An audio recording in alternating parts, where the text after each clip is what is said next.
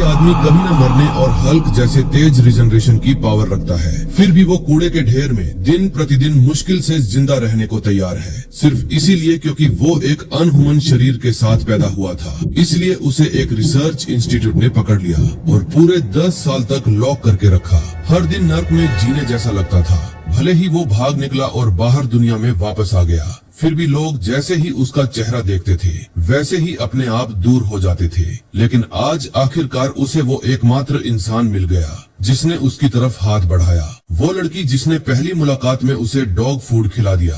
पता चला कि इस दुनिया में स्पेशल हार्ट नाम की चीज भी होती है। ये म्यूटेशन सिर्फ बेहद कम लोगों में होता है। वो अपने म्यूटेटेड हार्ट से असाधारण पावर छोड़ सकते हैं और लोग उन्हें हार्ट म्यूटेंट्स कहते हैं। और जब किमजी रिसर्च इंस्टीट्यूट से भाग निकला तो गार्ड्स को झटकने के लिए उसने नंगी हाथों से हाई वोल्टेज पावर लाइन पकड़ ली। उसने पूरे शरीर में तेज करंट बहने दिया क्योंकि उसके हार्ट ने उसे अमृता की पावर दी थी। उसके लिए वापस पकड़े जाना मौत से भी बदतर था। हालांकि दुनिया इस पावर को गॉड्स ब्लेसिंग कहती है, किमजी इसे सिर्फ एक श्राप मानता था क्योंकि इसी म्यूटेटेड हार्ट ने उसे इस हालत में धकेल दिया था। इस पल वो कूड़े के ढेर में खाने का कुछ ढूंढ रहा था और जल्दी ही उसे वो ब्रेड का टुकड़ा मिल गया जो अभी अभी फेंका गया था। उसने तुरंत उसे उठाया और भूखेपन से मुंह में ठूंस लिया। अचानक उसके पास एक पिल्ला आ गया, पूंछ हिलाता हुआ और उसे घूरता हुआ। उसे सिर्फ बचा हुआ ब्रेड आधा करके पिल्ले के साथ शेयर करना पड़ा और पिल्ले ने बिना किसी हिचकिचाहट के सिर नीचे करके खा लिया। थोड़ी देर बाद किमजी के चारों तरफ सारे स्ट्रे डॉग्स का झुंड इकट्ठा हो गया, लेकिन तभी दूर से आवाजें आने लगी। उसे लगा कि इंस्टीट्यूट के लोग आ गए हैं, इसलिए वो तुरंत साइड में छुप गया और झांक कर देखा। लेकिन जो उसने देखा वो 3 गुंडे थे जो एक हाई स्कूल लड़की को घेर कर खड़े थे। साफ था कि उनका इरादा ठीक नहीं था और उसी पल किमजी ने नोटिस किया कि लड़की के हाथ में डॉग फूड का बैग था। उसके दिल में कुछ हलचल हुई। क्या वो कुत्तों को खाना खिलाने आई थी? तो वो बाहर निकला और तीनों गुंडों को चिल्लाकर रुकने को कहा। जब गुंडों ने देखा कि वो कितना फटा पुराना लग रहा है तो उन्होंने तुरंत मजाक उड़ाया, ये गंदा भिखारी कहाँ से आ गया। लेकिन जैसे ही उन्होंने आगे बढ़कर किमजी का हेड स्कार्फ खींचा, किमजी ठंडे स्वर में बोला कि वो भिखारी नहीं है। जब उन्होंने किमजी का असली चेहरा देखा तो ब्लॉन्ड बालों वाला लड़का डर के मारे चीखा और बार बार पीछे हटता गया। किमजी ने अपने शरीर से एक हड्डी खींची और सख्ती से आदेश दिया कि चीखना बंद करो और तुरंत भाग जाओ। लेकिन वो बोल पाता उससे पहले ही तीनों गुंडे इतने डर गए कि चारों तरफ भाग निकले। हाई स्कूल लड़की अभी भी कांप रही थी और जमीन पर बैठ गई। कांपते स्वर में किमजी को शुक्रिया कहा, लेकिन अगले ही सेकंड उसने देखा कि किमजी उसकी तरफ बढ़ रहा है और छाया में उसका चेहरा और भी भयानक लग रहा था। लड़की तुरंत घबरा गई, आंखें बंद कर ली, हाथ सीने पर क्रॉस करके और चिल्लाई कि पास मत आना। लेकिन किमजी ने उसे छुआ तक नहीं। जब उसने आंखें खोली तो पाया कि उसका ध्यान तो जमीन पर पड़े डॉग फूड की तरफ था। वो झुक गया, मुट्ठी भरकर डॉग फूड मुंह में ठूंस लिया। लड़की वहीं जड़ हो गई और धीमी आवाज में बोली, ये तो डॉग फूड है। तभी किमजी रुका, थोड़ा अजीब से अंदाज में माफी मांगी और सावधानी से पूछा कि क्या वो थोड़ा और डॉग फूड खा सकता है। ये सुनकर लड़की के चेहरे पर डर और बढ़ गया। उसे उम्मीद नहीं थी कि ये कंकाल वाला आदमी बात भी कर सकता है। वो तुरंत चीखी, उछलकर खड़ी हुई और भाग गई। उसे भागती हुई देखकर किमजी को कोई हैरानी नहीं हुई। वो बस धीरे से बोला, जैसा सोचा था आखिर भाग ही गई। उसने फिर से मुट्ठी भर डॉग फूड मुंह में ठूंस लिया। उसके कारण कम से कम उसे एक शांतिपूर्ण खाना तो मिल गया। लेकिन लड़की ज्यादा दूर नहीं गई थी और गली के मुहाने पर छुप कर खड़ी थी। वो धीरे धीरे दीवार के पीछे से सिर निकालकर देख रही थी। किमजी को स्ट्रे डॉग्स के साथ खेलते देखकर उसे लगा कि वो बुरा इंसान नहीं है। उसी पल उसके दिमाग में एक डरावना ख्याल आया, क्या वो भी हार्ट म्यूटेंट है? उसे वो अफवाहें याद आईं और ये भी कि उसने अभी अभी उसे बचाने के लिए आगे बढ़कर मदद की थी। उसके दिल में गहरी गिल्ट भर गई। बहुत देर तक हिचकिचाने के बाद लड़की आखिरकार हिम्मत करके किमजी के पास चली गई। उसने बैकपैक से सैंडविच निकाला और थोड़े कांपते स्वर में कहा, अगर भूख लगी है तो ये खा लोगे। किमजी अविश्वास से ऊपर देखा और पूछा कि क्या ये उसके लिए है। हाय जी ने हाँ कहा और माफी मांगी कि पहले सिर्फ चेहरे को देखकर भाग गई। किमजी ने तुरंत हाथ बढ़ाकर सैंडविच ले लिया, सिर नीचे करके रैपर को देखा और दिल में तूफान उठने लगा। ये उसकी इस शक्ल के बाद पहली बार था जब किसी ने खुद उसे खाना दिया। उसने पैकिंग पहचान ली। ये वही ब्रांड था जो उसने कूड़े में हजारों बार देखा था। पहला काट लेते ही उसका पूरा शरीर स्वाद से भर गया। वो मन ही मन चिल्लाया, ये स्वाद तो स्वर्ग जैसा है। उसे कभी सपने में भी नहीं लगा था कि दुनिया में इतना स्वादिष्ट कुछ हो सकता है, इतना स्वादिष्ट कि इंसान कंट्रोल खो दे। सब्जी, ब्रेड, मीट, हर चीज टॉप क्लास थी। इतना स्वादिष्ट कि अगर अभी मर भी जाए तो कोई अफसोस नहीं होगा। उसकी नजर में सामने वाली लड़की उस पल देवदूत जैसी लग रही थी। उसे देखकर हाय जी ने आखिरकार धीरे से पूछा, मिस्टर स्केलेटन, अंकल स्केलेटन, मैं तुम्हें क्या बुलाऊं? खाते खाते किम जी ने नीचे स्वर में जवाब दिया, उसका नाम किम जी है। हाय जी मुस्कुराई, nice to meet you uncle जीवू, मेरा नाम हाय जी है। फिर स्ट्रे डॉग्स को सहलाते हुए उसने उत्सुकता से पूछा कि वो यहाँ क्यों है। किम जी गहरी आवाज में बोला कि उसे रिसर्च इंस्टीट्यूट से पीछा किया जा रहा है, इसलिए वो छुप कर रहता है। हाय जी की मुस्कान तुरंत जम गई और उसने अविश्वास से फिर पूछा, पक्का? किम जी ने सिर हिलाया, उसकी आंखों में छाया घिर गई। एक रिसर्च इंस्टीट्यूट है जो खास हार्ट म्यूटेंट्स को पकड़ता है और उन्हें वापस ले जाना चाहता है। हाय जी की आवाज कांप गई। उसने कहा कि उसे ऐसी जगह के बारे में कभी पता नहीं चला। फिर घबराकर पूछा कि उन्होंने तुम्हारे साथ ठीक ठीक क्या किया? किम जी एक पल चुप रहा, फिर धीरे धीरे अपना वो पुराना हिस्सा बताने लगा। 10 साल पहले से शुरू करके हर दिन उसे घातक एक्सपेरिमेंट्स और टॉर्चर झेलने पड़ते थे। वो लोग कहते थे कि वो नई दवाइयां टेस्ट कर रहे हैं और उसे जहर खिलाते थे। ऑर्गन ट्रांसप्लांट कंपैटिबिलिटी चेक करने के लिए वो उसके सारे इंटरनल ऑर्गन्स भी निकाल देते थे। हाय जी का चेहरा मौत की तरह सफेद पड़ गया और उसने अविश्वास से पूछा, मतलब तुम्हें पूरे 10 साल तक टॉर्चर किया गया?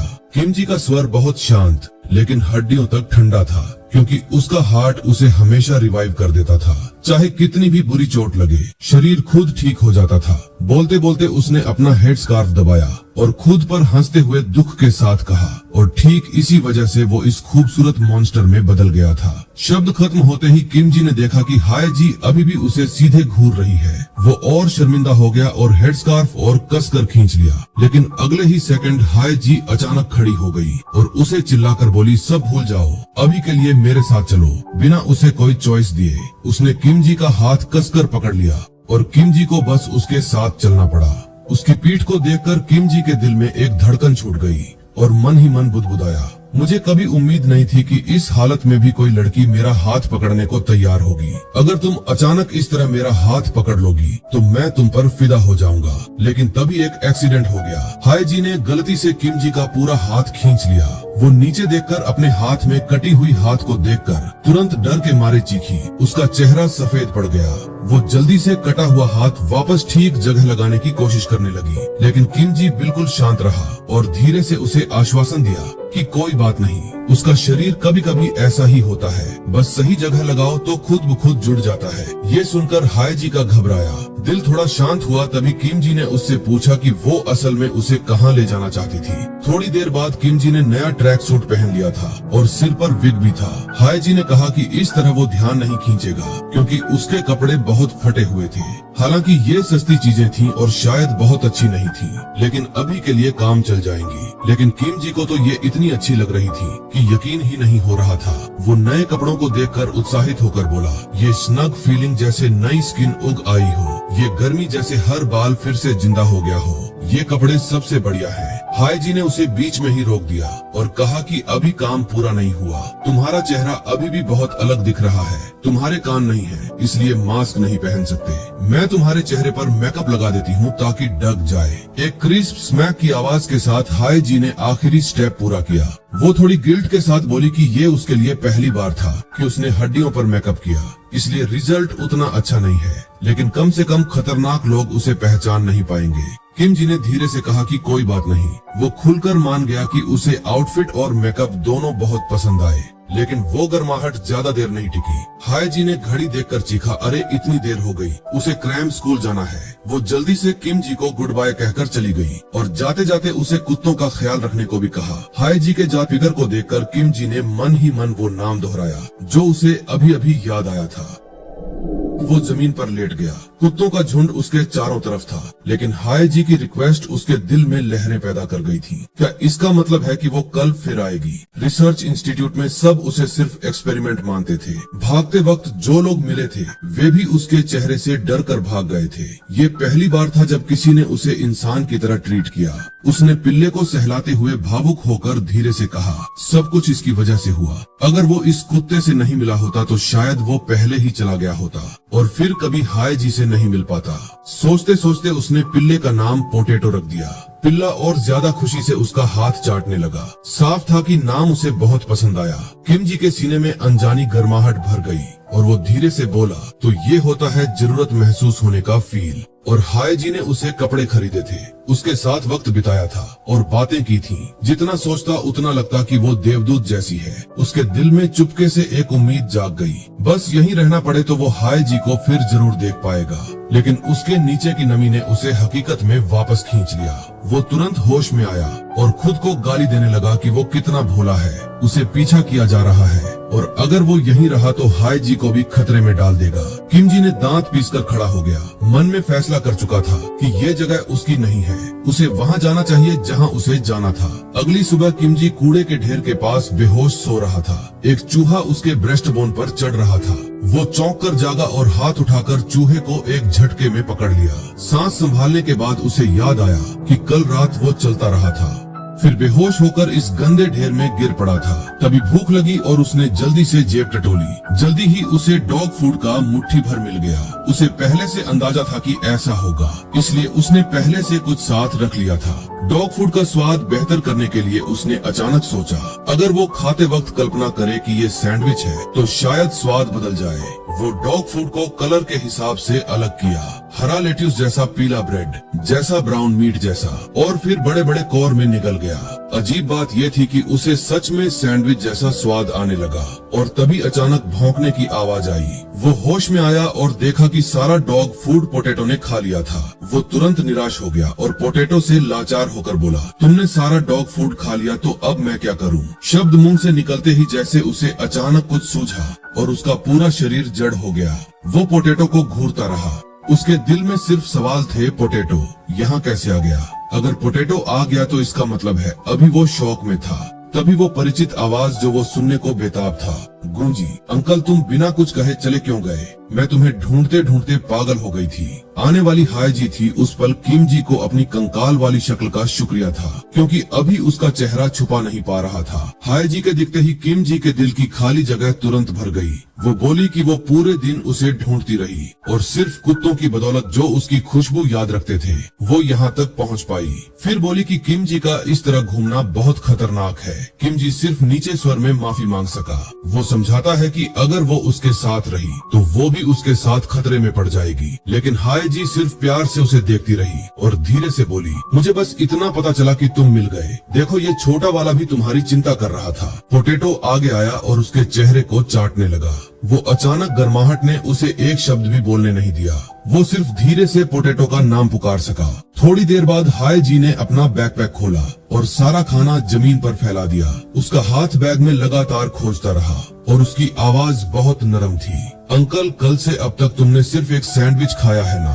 तुमने ठीक से कुछ खाया ही नहीं, इसीलिए मैं कन्वीनियंस स्टोर से ये सब ले आई। वो कुकीज का बॉक्स निकाला, खोला और उसमें दूध की बोतल डाल दी। मुस्कुराते हुए किम जी को देते हुए बोली, इस तरह स्वाद बहुत अच्छा आएगा। किम जी दूध में भीगी कुकीज को देखकर वहीं जड़ हो गया और अविश्वास की आवाज निकाली, ये क्या है? कल का खाना तो पहले ही अविश्वसनीय रूप से स्वादिष्ट। बिना किसी हिचकिचाहट के उसने चम्मच उठाया और एक कौर लिया। अगले ही सेकंड स्वाद पूरे शरीर में फैल गया। इतना स्वादिष्ट कि आंखों में आंसू आ गए। वो जल्दी से हाय जी से भी ट्राई करने को कहा, लेकिन हाय जी सिर्फ मुस्कुराई। कोला की बोतल देते हुए बोली, इसे भी ट्राई करो।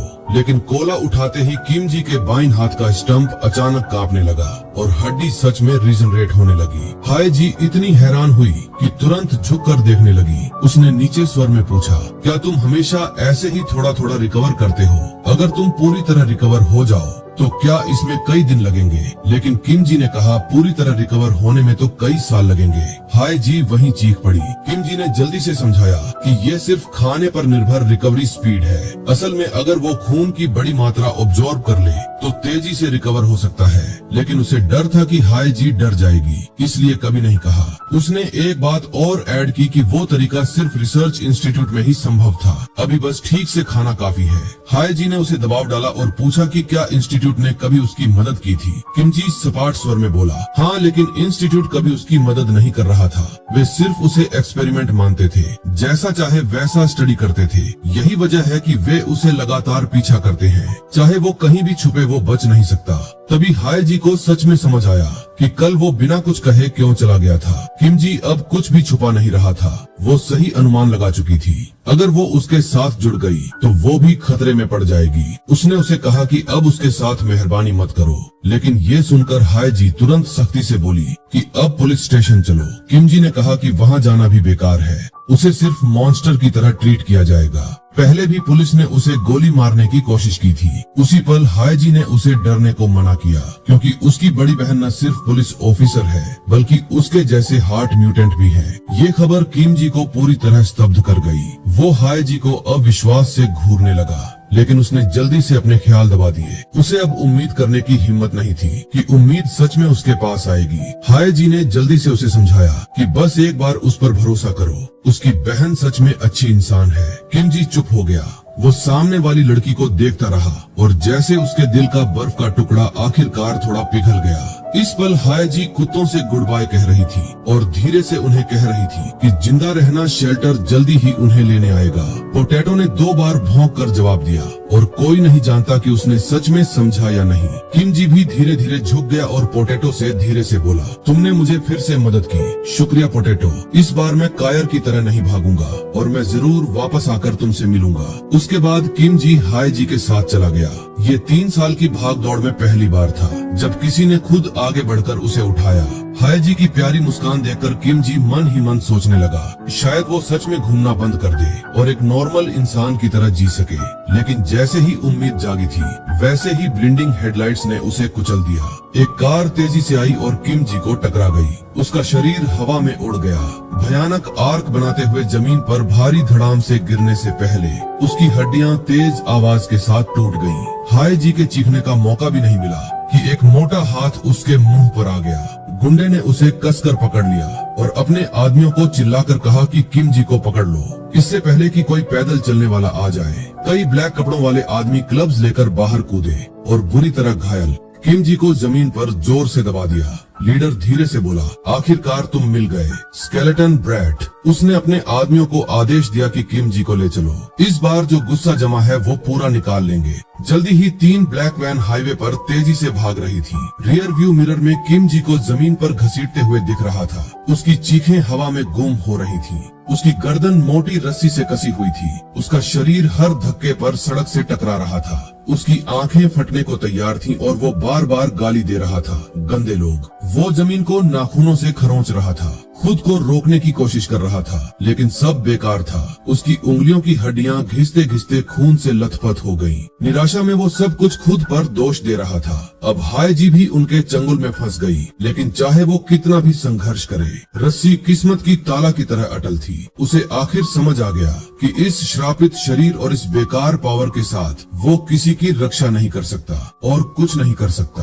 वो सिर्फ लाचार होकर किसी से भी भीख मांग सकता है कि कोई उसे बचा ले। तभी सड़क के किनारे जंगल से कई डार्क शेप्स बाहर कूदे। ये कूड़े के ढेर वाले स्ट्रे डॉग्स थे। उन्होंने रस्सी पर हमला कर दिया और दांतों से कसकर खींचने लगे। जल्दी ही रस्सी तेज आवाज के साथ टूट गई। वैन में बैठे लोगों ने जल्दी नोटिस किया, लेकिन सिर्फ एक वैन को मुड़कर वापस आने को कहा। लेकिन स्ट्रे डॉग्स पीछे नहीं हटे, बल्कि सीधे किम जी के सामने खड़े हो गए। वैन से 4 गुंडे क्लब्स लेकर कूदे और गाली देते हुए आगे बढ़े। लीडर थूकते हुए क्रूरता से बोला, ये गंदे जानवर वापस आने की हिम्मत रखते हैं। जल्दी ही क्लबों की जोरदार आवाज गूंजने लगी। किम जी ने आखिरी ताकत लगाकर खुद को पलटा और देखा कि गुंडे कुत्तों पर क्लब बरसा रहे थे। कुत्ते उन हथियारों के आगे बेबस थे। किम जी ने दांत पीसकर आगे रेंगना शुरू किया। कुत्ते उसके बदले खून बहा रहे थे। उसे कुछ करना ही होगा। पोटैटो ने एक गुंडे की जांघ को दांत से पकड़ रखा था और छोड़ने को तैयार नहीं था। आखिरकार किम जी को वो श्रापित म्यूटेटेड हार्ट याद आ गया। बस जमीन पर पड़ा खून ऑब्जॉर्ब कर ले तो भले ही कम हो लेकिन शरीर थोड़ा ठीक हो जाएगा। उसने आखिरी ताकत लगाकर खून के तालाब की तरफ रेंगना शुरू किया। हर इंच चलना हड्डियों में स्टील की सुइयां चुभने जैसा लग रहा था, लेकिन अगले ही सेकंड उसने देखा कि जो पोटैटो अभी तक जान लगाकर लड़ रहा था वो खून में गिर गया था और मौत के करीब था। उसका दिमाग पूरी तरह खाली हो गया, सिर्फ हड्डियों तक चुभने वाला दर्द बचा था। जिन कुत्तों को उसने खाना खिलाया था वे चारों तरफ लाश की तरह पड़े थे।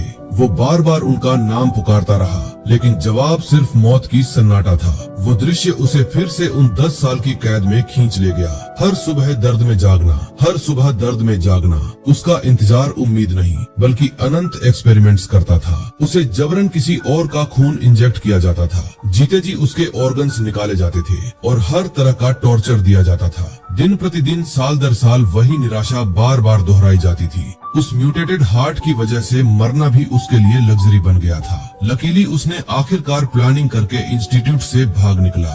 आजादी मिलते ही उसने भोलेपन से सोचा कि बाहर की दुनिया नया शुरुआत होगी, लेकिन हकीकत ने उसे सबसे क्रूर झटका दिया। सब उसके चेहरे से डरते और नफरत करते थे। उन्हें वो मॉन्स्टर लगता था और जितना हो सके दूर रहते थे। इस पल वो म्यूटेटेड हार्ट उसके सीने में तेजी से धड़क रहा था, जैसे पसलियां तोड़कर बाहर निकलना चाहता हो। लंबी अकेलेपन के दौरान सिर्फ वही स्ट्रे डॉग्स जिन्हें उसने खाना खिलाया था और प्यारी हाइजी ने उसे कभी इंसान की तरह ट्रीट किया था, लेकिन अब वो छोटी सी गर्माहट भी टुकड़ों में बिखर गई थी। 13 साल से दबा हुआ दर्द और गुस्सा इस पल पूरी तरह फट पड़ा। उसके चारों तरफ का खून तेजी से उसकी तरफ लहराता हुआ आया और उसके शरीर के चारों तरफ घूमने लगा। वो शरीर जो मॉन्स्टर कहा जाता था खून की लहरों में फिर से बनने लगा और धीरे धीरे इंसानी शक्ल में बदल गया। पलक झपकते ही उसका पूरा शरीर फिर से सही सलामत हो गया।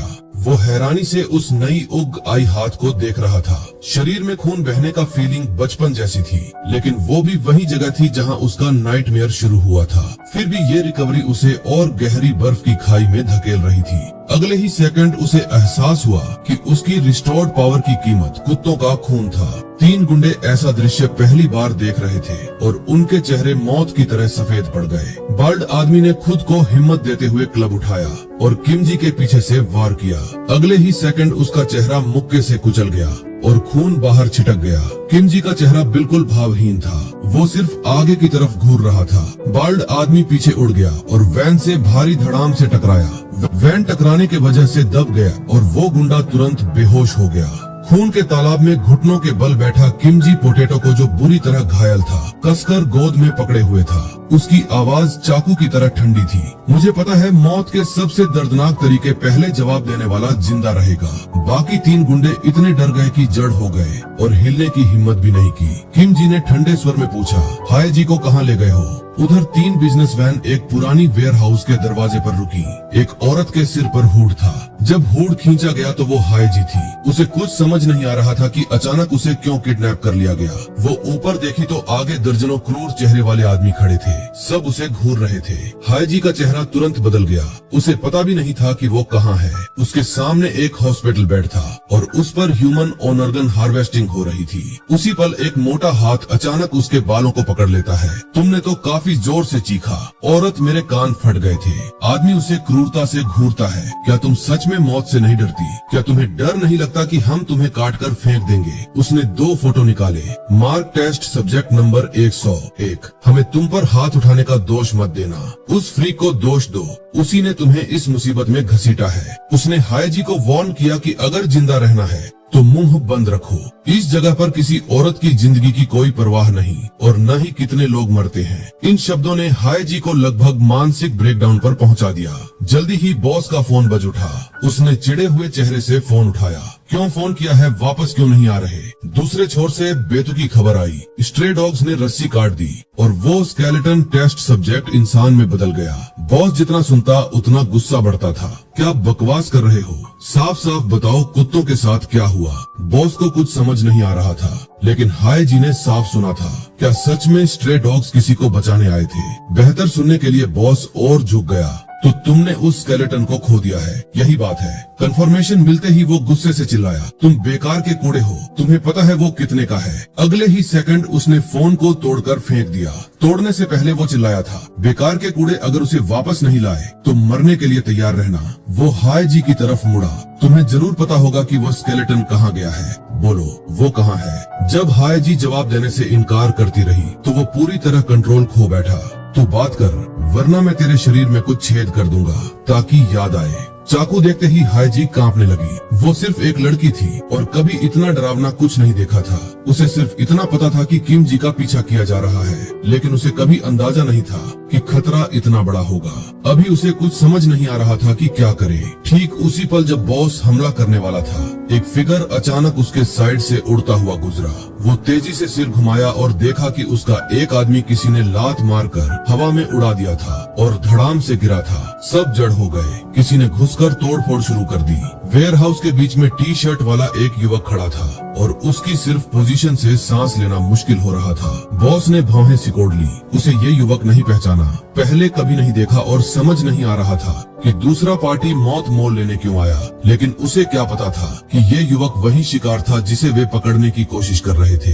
एक मूर्ख अंडरलिंग आगे बढ़ा। कौन है ये फटे कपड़ों वाला भिखारी है और फिर भी यहाँ झंझट करने आया है। अगले ही सेकंड किम जी ने सीधे उसकी गर्दन पकड़ ली। अंडरलिंग इतना दब गया कि सांस भी नहीं ले पा रहा था। उसके मुंह से लार टपक रही थी। उसे कुछ समझ नहीं आ रहा था कि इतना दुबला पतला युवक इतनी भयानक ग्रिप स्ट्रेंथ कैसे रख सकता है। किम जी ने धीरे से कहा। उसकी आवाज इतनी ठंडी थी कि कोई गर्माहट नहीं थी।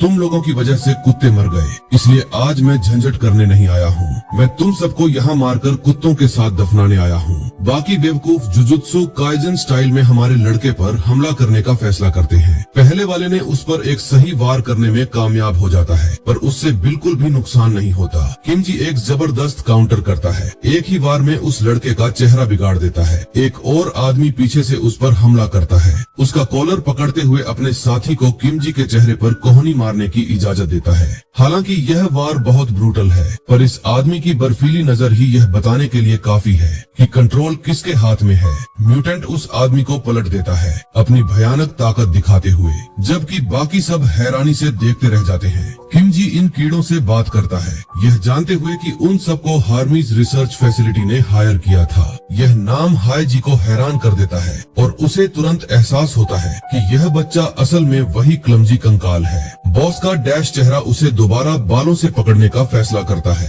अपनी ही रियलाइजेशन से हैरान होकर वो उसे इतने वक्त तक ट्रैक नहीं कर पाए थे क्योंकि उसकी रीजनरेशन में फर्क था। पर अब जब उनकी उसकी आइडेंटिटी पर पकड़ मजबूत हो गई है, किम जी को लिटरली डैश गोली मार दी जाती है। ब्रो ने अपना अमेरिकन स्टाइल ब्लॉक नोजत्सु निकाला। अमर बच्चे को मारने के लिए बॉस अपने हर आदमी को इशारा करता है अपनी अमेरिकन स्पिरिट्स में डूबने के लिए, और उस स्पिरिट के साथ जो लोग देख रहे हैं उन्हें भी लाइक बटन दबाना चाहिए। गोलियां हर दिशा से चलती हैं। किम जी के शरीर को बिगाड़ती हुई जैसे नर्क की आग बरस रही हो। उनका मकसद उसे इतना गोली मारना है कि उसकी रीजनरेशन काफी ना हो और वह बेकाबू हो जाए। भरी रेन फायर रुकती नहीं है। असल में किम जी को हर छेदने वाले जख्म से सिर्फ अत्यधिक तकलीफ होती है। वह अपनी ही मांसपेशियों को फटते हुए महसूस कर सकता है, हड्डियों को टूटकर बिखरता हुआ, फेफड़े फटते हुए, जिससे सांस लेने में मुश्किल हो रही है। उसे इस तरह टॉर्चर और मौल होते देखकर हाय जी रोने लगती है। जब वह इन बेरहम आदमियों से रुकने की भीख मांगती है, हमारा लड़का जमीन पर गिर जाता है, पिछली गोलियों से पूरी तरह हार चुका। हर दिशा से खून बहते हुए उसके शरीर के कुछ हिस्से तो गायब ही हो चुके हैं। कितनी बार उसे गोली लगी थी उसकी वजह से, पर इतना खून बहने के बाद भी किम जी अपनी एक एबिलिटी का इस्तेमाल करने का फैसला करता है। लाशों के खून को मैनिपुलेट करने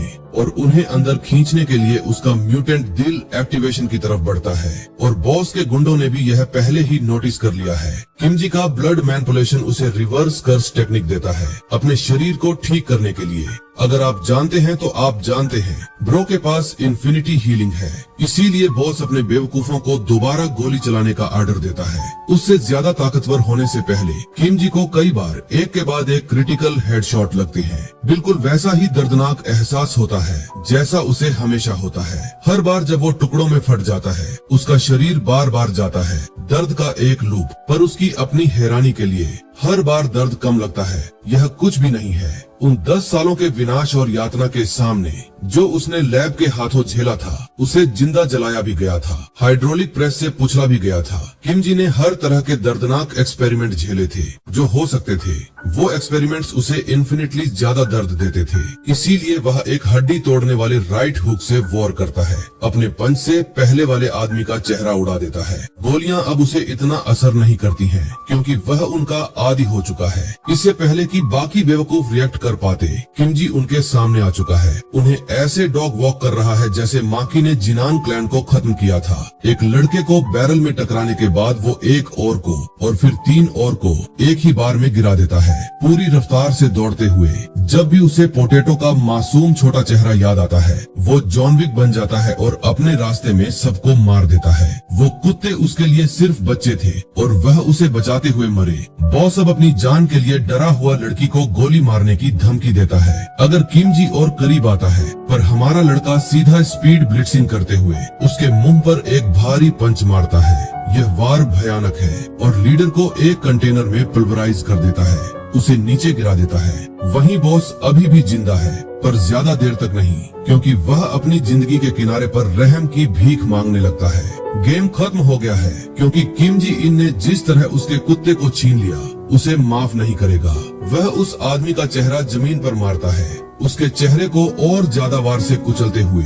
यह एक लिटरल ब्लड बाथ बन जाता है। हमारा लड़का दर्जनों पंचेस बरसाता है, जब तक वह आदमी एक सूजे हुए पल्प में ना बदल जाए। अपना गुस्सा शांत होने पर किम जी रुक जाता है। उसकी मुट्ठी खून से टपकती है, क्योंकि वेयर हाउस में हर एक आदमी को गिरा दिया गया है। लड़ाई खत्म हो चुकी है, इसलिए वह हाई जी के पास जाता है, जो इस डर से कांप रही है कि वह उसे भी चोट पहुंचाएगा। एक फरिश्ता रहा वह पूछती है कि इतना जख्मी होने के बाद क्या वह ठीक है, पर वह बस उसकी बाहों में पिघल जाता है। उसकी जिंदा होने के सुकून पर रो रहा है। बेचारे लड़के ने बहुत मुश्किल वक्त देखा है और उसे बहुत ज्यादा गिल्ट है कि कुत्तों ने उसके लिए अपनी जान दे दी। वह डरा हुआ था कि कहीं उसका भी वही अंजाम ना हो, और उसे जिंदा देखना उसके लिए सब कुछ है। यह एक दिल को छू लेने वाला सीन है जब हाई जी उसे गले लगाकर तसल्ली देती है, यह कहते हुए कि उसे उसका शुक्रिया करना चाहिए। उसकी जान बचाने के लिए इस पूरे शटडाउन के कुछ देर बाद पुलिस ऑफिसर जिम्मेदार अपराधियों को गिरफ्तार करने आए और वेयर हाउस में लाशों की सिचुएशन का पता लगाने भी उनका फैसला है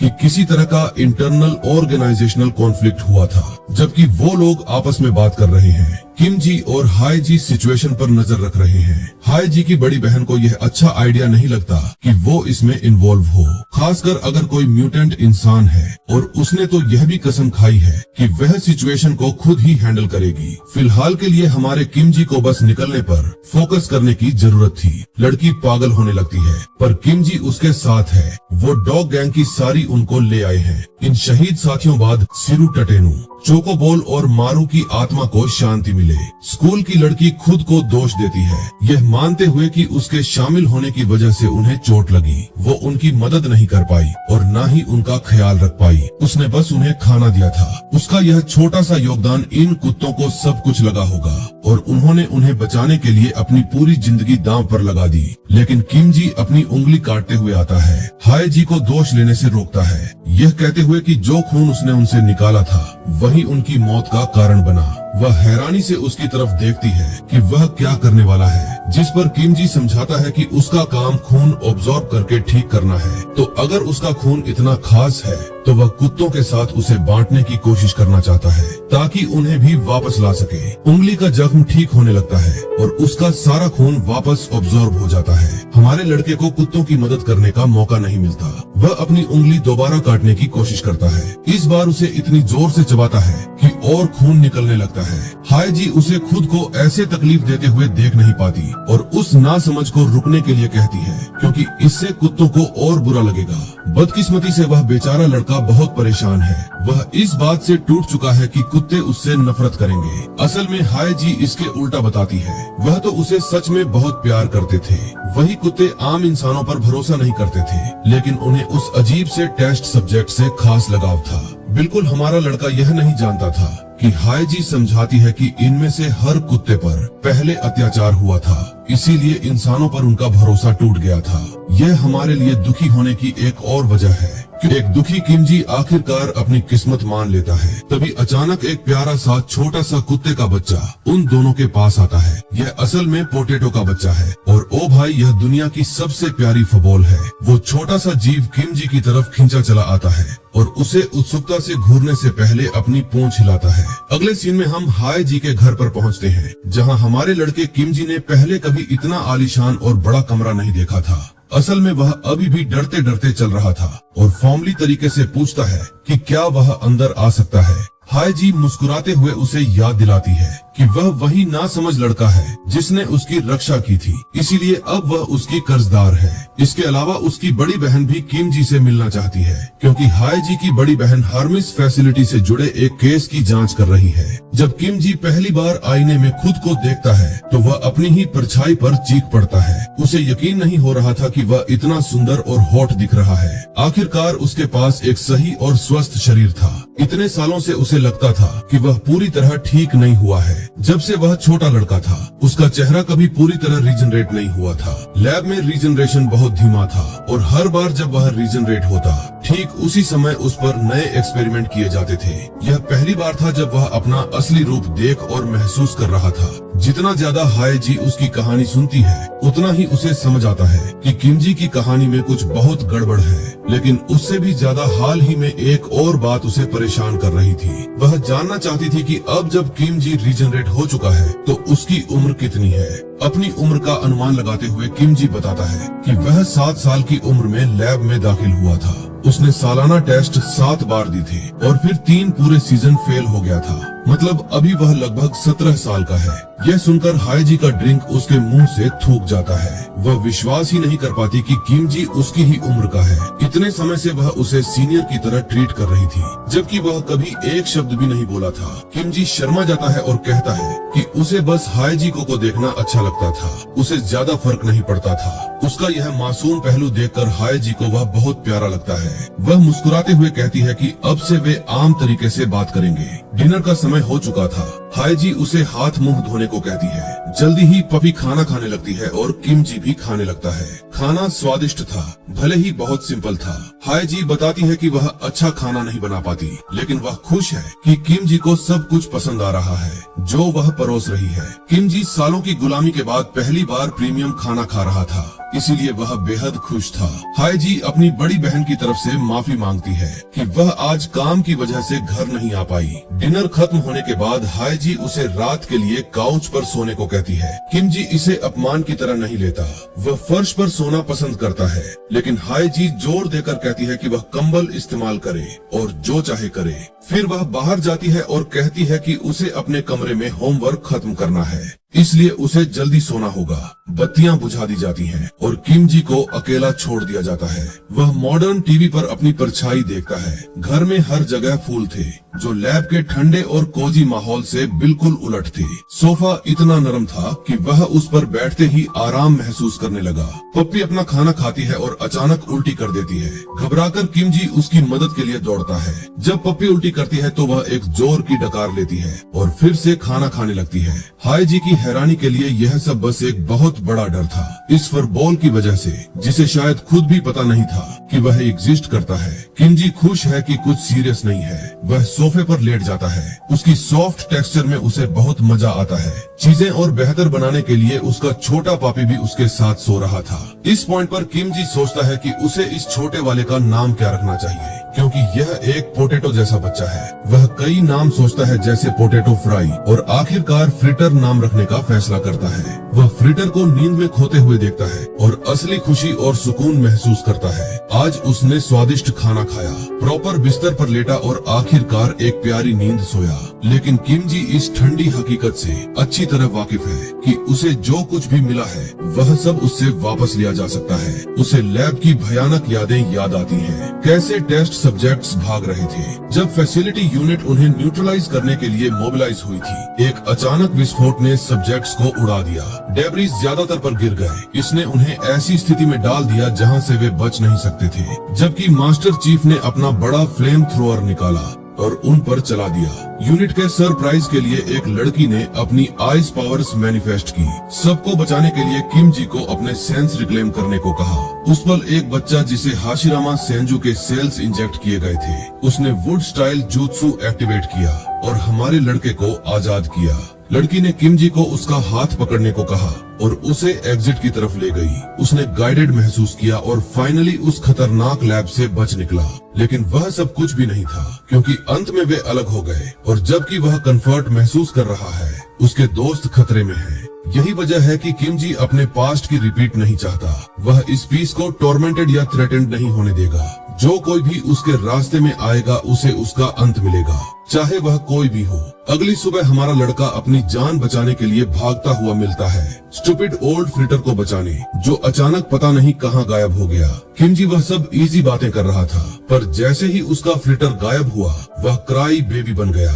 चलो कुछ पल पीछे चलते हैं। हाय जी स्कूल चली जाती है और चाहती है कि वह घर का ख्याल रखे। जब तक बड़ी बहन नहीं आती, वह उसे विदा करती है, जबकि वह सोचता रह जाता है कि स्कूल लाइफ कैसी होती है। फ्रिटर एशियस है और किसी वजह से दरवाजा खुरच रहा है। दोनों कंफ्यूज्ड हैं कि उसे चोट लगी है या बस बोर हो रहा है। यहीं पर हमारे लड़के ने फ्रिटर को वॉक पर ले जाने का एक्सीलेंट आइडिया सोचा, पर हाय जी को लगा कि उसके लिए ये रिस्की था। ब्रो अपने न्यू फेस के साथ चिल कर रहा था और उसे कुछ भी डर नहीं था, जबकि लड़की को उसके रीजनिंग से ठीक लगा। उसने उसे पट्टा लेने को कहा अगर वह फ्रिटर को बाहर ले जा रहा है, और इजी एक्सेस के लिए हाउस पासवर्ड भी शेयर किया। कुछ देर बाद हमारा ब्रो अपनी जान बचाने के लिए स्ट्रगल कर रहा था। फ्रिटर को पट्टे से टेम करने की कोशिश करते हुए वह naughty little French fry constraint महसूस कर रहा था और उसे उतारना चाहता था। वह सच में पिस्ट था, जिससे किम जी ने सोचा कि क्या उसने उसे ज्यादा टाइटली बांध दिया था। ब्रो को ट्रॉमेटिक यादें आ रही थी, उस वक्त की जब उसे पर्सनली इलेक्ट्रिक चेयर से कंस्ट्रेंट किया गया था। शॉक्ड और बर्न टू नो एंड पर यह सबसे सेफेस्ट बात है यह इंश्योर करने की कि वह टाइनी फ्रेंच फ्राई बाहर जाकर दूसरे लोगों की लेग्स अटैक ना करे, जबकि यह आदमी अपने एक्शंस के साथ टर्म्स पर आने की कोशिश कर रहा है। ब्रो को अचानक रियलाइज होता है कि फ्रिटर पहले ही जा चुका है। रियलिटी टूट जाती है क्योंकि वह इंटेलिजेंट लिटिल पप ही आजाद होकर भाग गया, और यह हमें करंट मोमेंट में ले आता है, जहां यह आदमी अपनी जान बचाने के लिए भाग रहा है। हर ओरिफिस से आंसू निकलते हुए वह गलियों में भागता है, हर डमस्टर या अंडरग्राउंड में आंसर ढूंढते हुए। अपनी सर्च के बावजूद किम जी को कोई आंसर नहीं मिलता। उसे पता नहीं कि उसे कहां देखना चाहिए। वह छोटे वाले की कंडीशन के लिए एशियस है और पहले ही डर भरे ख्याल आते हैं कि वह टाइनी वन किसी एक्सीडेंट या किसी और मेस्ड अप सिचुएशन में फंस गया हो। ब्रो का रिएक्शन बहुत नॉर्मल है। किम जी ने अभी उसे प्रोटेक्ट करने का प्रॉमिस किया था और उसने अगले ही दिन फ्रिटर को खो दिया। उस पॉइंट पर उसे अचानक कुछ रियलाइज होता है। वह खुद को स्कूल में पाता है और सामने ही वह स्टूपिड लिटिल फ्रिटर खुद को साफ कर रहा है। करते हुए किम जी रियलाइज करता है कि फ्रिटर ने हाय जी की सेंट यूज की होगी उसे ट्रैक करने के लिए, पर जबकि यह दोनों एक मोमेंट एंजॉय कर रहे हैं। पीटी टीचर बच्चे को इंटेंस स्पीड से भागते हुए नोटिस करता है। किम जी को परवाह नहीं है और वह स्कूल ग्राउंड्स में घुस जाता है, वही जगह जहां एक फुटबॉल मैच खेला जा रहा है। वह एक पेड़ के पीछे छिप जाता है, एंटरटेनिंग स्कूल लाइफ पर रिफ्लेक्ट करते हुए, यहाँ तक कि स्टूडेंट्स के एक ग्रुप की बात सुनते हुए जो हार्ट म्यूटेंट्स के बारे में बात कर रहे हैं। न्यूज में पहले ही है कि फैसिलिटी एक स्पेसिफिक म्यूटेंट की रिकवरी के लिए एक वूपिंग बिलियन वॉन देने को तैयार है। इन लोगों को सिर्फ पैसे की परवाह करते और हार्ट म्यूटेंट्स को आउटसाइडर्स की तरह ट्रीट करते देखना किम जी के लिए नॉर्मल पर्सन्स पर्सपेक्टिव समझने के लिए काफी है। वह रियलाइज करता है कि इन लोगों के आसपास होने से वह डेंजर में है और फ्रिटर को ढूंढता है, उसे पीछे लोकेट करता है। कुछ one baby TikToker girls trends बना रही हैं और ऐसे एक्ट कर रही हैं जैसे वह प्लेनेट पर सबसे बैडेस्ट शिट है। अचानक रियल बैड शिट, जिसे हाफ ईट फ्रेंच फ्राई भी कहा जाता है, क्लब में आता है और अटेंशन चुरा लेता है। वह उस पर फिदा हो रही है और फ्रिटर को फ्लेक्स करने के लिए पिक्चर्स ले रही है। जब अचानक हमारे लड़के की ग्लूमी फिगर फ्रेम में आती है, उन्हें बुरी तरह डरा देती है। लड़कियां उसे कपी सोचती हैं, उसे परवर्ट कहती हैं, जबकि किम जी को पता नहीं क्या करना है। वह एक फ्लस्टर्ड फेस के साथ अपोलोजाइज करता है। लड़कियों का अफेक्शन जीते हुए वह अस्यूम करती है कि वह अपने कपड़ों से कोई फ्रेशमैन हो सकता है या एक ट्रांसफर स्टूडेंट भी, पर वह रिकॉर्डिंग इंटरप्ट करने के लिए अपोलोजाइज करता है। हिलेरियसली लड़कियां उसे उन्हें ज्वाइन करने का ऑफर भी करती है, पर वह रिजेक्ट करता है। उनमें से बैडी उसकी इंस्टाग्राम पूछती है। यह पहली बार है मिनजोंग ने किसी डूड पर एडवांस किया है, तो ये शॉकिंग है। इसी लड़की के 1 लाख फॉलोअर्स हैं, तो वह एक बोनाफाइड इन्फ्लुएंसर है मिनजोंग। तो असल में इस लड़के को एंगेजमेंट बेड की तरह यूज करना चाहती है, क्योंकि वह क्यूट है और उसे लगता है कि वह इतनी हाई एंड माइटी है कि कोई उसे कभी मना नहीं करेगा। लेकिन किम जी उसे मना कर देता है, कर रही होती है। और मैं तुम्हें बता रहा हूँ कि लड़की फटने वाली है ब्रो। बस अपना डॉग लेता है, उसकी बातों को इग्नोर करता है और सिर्फ फ्रिटर्स की सेफ्टी की परवाह करता है। उसी वक्त एक रेड हेड बंदा आता है, पूछते हुए कि यह नया लड़का कहाँ से आया है। ट्यू को मिनजोंग पसंद है और उसके बड़ी सब सोचते हैं कि यह शायद बच्चा जानबूझकर अपने फ्रिटर को यूज कर रहा है। उससे बात करने के लिए वह गुस्सा हो जाता है। यह एक्सेप्ट नहीं कर पाता कि कोई उसके माल पर नजर डाल रहा है। ट्यू बॉल पकड़ता है और उसे फुल स्पीड से किक करने का डिसाइड करता है। उसे सबक सिखाने के लिए बॉल कांटेक्ट करती है और सीधा हमारे लड़के की तरफ झूम करती है, जिसे पता भी नहीं होता कि वह कहां से आई। किम जी कैजुअली उसे देखता है, बिना हिले तो बॉल लिटरली उसके फेस पर फुल रिकॉइल के साथ स्मैश होती है। वापस ऊपर शूट करते हुए लड़कियां उसे चेक करने के लिए देखती हैं, रियलाइज करते हुए कि किम जी को हर जगह खून निकल रहा है। इनोसेंट और क्यूट एक्ट करते हुए ट्यू प्रिटेंड करता है कि यह सब बस एक एक्सीडेंट था, जबकि मिनजोंग उसे डांटती है। उसे लगभग टकराने के लिए जो बात हमारे लड़के को सच में गुस्सा दिलाती है, वह यह नहीं कि उसे फेस पर स्लैम किया गया, बल्कि यह कि उसे यहाँ लगभग हर्ट हो गया था। वही फ्रिटर अभी लेविथन को डिवोर करने वाला लग रहा है। ट्यू हंसता है। वह बिग माउथ हमारे लड़के को बिलिटल करने की कोशिश करता है, पर सडनली रियलाइज करता है कि उसकी क्रश देख रही है, तो वह सिचुएशन को डिप्लोमेटिकली हैंडल करता है। प्रिटेंशियसली ऐसे एक्ट करता है जैसे उसे किम जी की कंडीशन की परवाह है। हमारा लड़का बस इस लड़के को एक वार्निंग के साथ छोड़ देता है, क्योंकि उसने एक पेट की सेफ्टी को थ्रेटन किया था। लेकिन क्योंकि ट्यू ने अपोलॉजी दी, वह सब कुछ ठीक है और चला जाता है। ट्यू इस सिचुएशन को ऐसे ही रिजॉल्व होने देता है जैसे यह हुई थी, लेकिन इस लड़के को किसी वजह से बहुत अकड़ है। इधर हमारा लड़का बस खुश है कि उसने इस प्रोसेस में अपना प्यारा फ्रिटर नहीं खोया, और आज के एडवेंचर की वजह से उसे यह भी देखने को मिला कि स्कूल कैसा दिखता है उसकी। इसके बारे में सिर्फ यह इम्प्रेशन है कि एनवायरनमेंट फन लगता है, और वह सोचता है कि क्या वह भी एनरोल कर सकता है और यहाँ फ्रेंड्स बना सकता है। उस पॉइंट पर ट्यू आता है, जियो की स्पेस में घुसता है और ऐसे एक्ट करता है जैसे वह एक और अपोलॉजी के लिए आया है, उसकी भरपाई करने के लिए। ट्यू हमारे लड़के को ब्रेड ट्रीट करने का ऑफर करता है, जो किम जी के लिए एक स्ट्रेंज ऑफर है, जो कई स्वीट सजेशंस के बारे में सोचता है। ब्रो इतना नाइव और एक्साइटेड है कि वह एक्चुअली ऑफर पर एग्री हो जाता है, जबकि ट्यू फ्रिटर को कुछ खाना खरीदने के लिए भी एग्री करता है। लेकिन जैसे ही वह कॉर्नर में मुड़ते हैं, यह ट्यू किम जी को ऐसे बैकफुट करता है, किम जी नीचे गिर जाता है। ट्यू अपने बुली फ्रेंड्स के साथ हंसता है जब वह किम जी को वीकलिंग कहते हैं, उसे इतना नाइव और स्टूपिड होने के लिए मॉक करते हैं। फिर वह डायरेक्टली किम जी की तरफ मुड़ता है, पूछते हुए कि वह क्यों क्लूलेस एक्ट कर रहा है और प्रिटेंड कर रहा है कि उसे पता नहीं क्या हो रहा है। हमारा हीरो जेन्युइनली कंफ्यूज्ड है और पूछता है कि ट्यू क्या बात कर रहा है। वह इंसिस्ट करता है कि उसने कहीं भी एक्ट नहीं किया या कोई शो नहीं किया, क्योंकि लड़के को जेन्युइनली पता नहीं उसने क्या गलत किया। तभी ट्यू फाइनली पॉइंट पर आता है। वह डिमांड करता है जानने कि हमारा हीरो उसकी क्रश मिनजोंग से क्यों बात कर रहा था। उसकी आवाज लाउडर हो जाती है और वह करीब आता है, उसे थ्रेटन करते हुए कहते हुए, जो ऐसे लड़का लगता है जो सिर्फ एक स्मैक के बाद रोएगा और क्रॉल करके भाग जाएगा। लेकिन किम जी एक चिल गाय का एपिटोम है, जैसे वह बस खड़ा रहता है। इधर बाकी बुलीज वन बी गैंगस्टर्स की तरह एक्ट करते हैं, सीन को सर्कल करते हैं और पूरे एक्सचेंज पर हंसते हैं। वह ट्यू को कहते हैं कि नए लड़के पर इतना सीरियसली ना ले, क्योंकि वह इतना स्क्रॉनी है कि एक सॉलिड किक उसे हॉस्पिटल पहुंचा सकती है। वह हमारे हीरो के डॉग को भी मौकरी में घसीटते हैं, मजाक करते हुए कि स्कूल में डॉग लाना लड़कियों को इम्प्रेस करने का कोई आउटडेटेड ट्रिक होगा। उसे स्ट्रेंज और क्रिंजर्स हेल कहते हैं। फिर भी इसमें से कुछ भी ट्यू को शांत नहीं करता, उल्टा यह उसका गुस्सा बढ़ा देता है। वह हमारे हीरो को बरेट करता रहता है, उस पर एक्यूजेशन के बाद एक्यूजेशन डालता रहता है। किम जी धीरे धीरे रियलाइज करते हुए कि वह कितना फूलिश रहा है, डिसबिलीफ में अपनी फोरहेड पर थप्पड़ मारता है। उसने एक्चुअली सोचा था कि ट्यू ने उसे हैंग आउट करने के लिए बुलाया था। उसने एक छोटे और नाइव मोमेंट के लिए बिलीव किया था कि इनविटेशन जेन्युइन था। इसके बजाय यह बस एक पॉइंटलेस फाइट के लिए सेटअप है हुए। वह ट्यू को कहता है कि अगर उसकी प्रेजेंस उसे इतना अनकंफर्टेबल कर रही है तो वह चला जाएगा। वह इस तरह के कॉन्फ्रंटेशन के लिए रेडी नहीं है।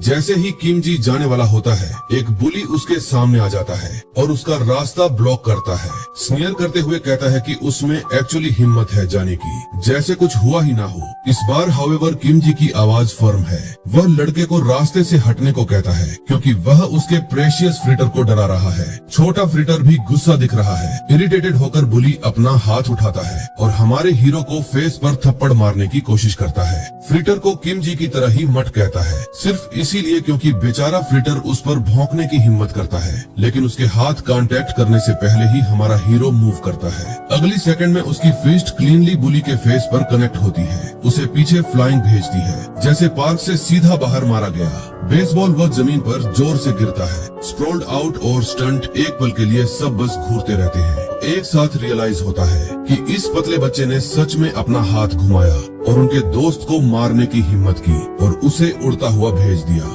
गुस्से में वह किम जी पर हमला करते हैं, पर जो वह समझ नहीं पाते वह ये है कि किम जी ब्लड थर्स्टी नहीं है, पर वह कभी भी खुद को डिफेंड करना नहीं छोड़ेगा।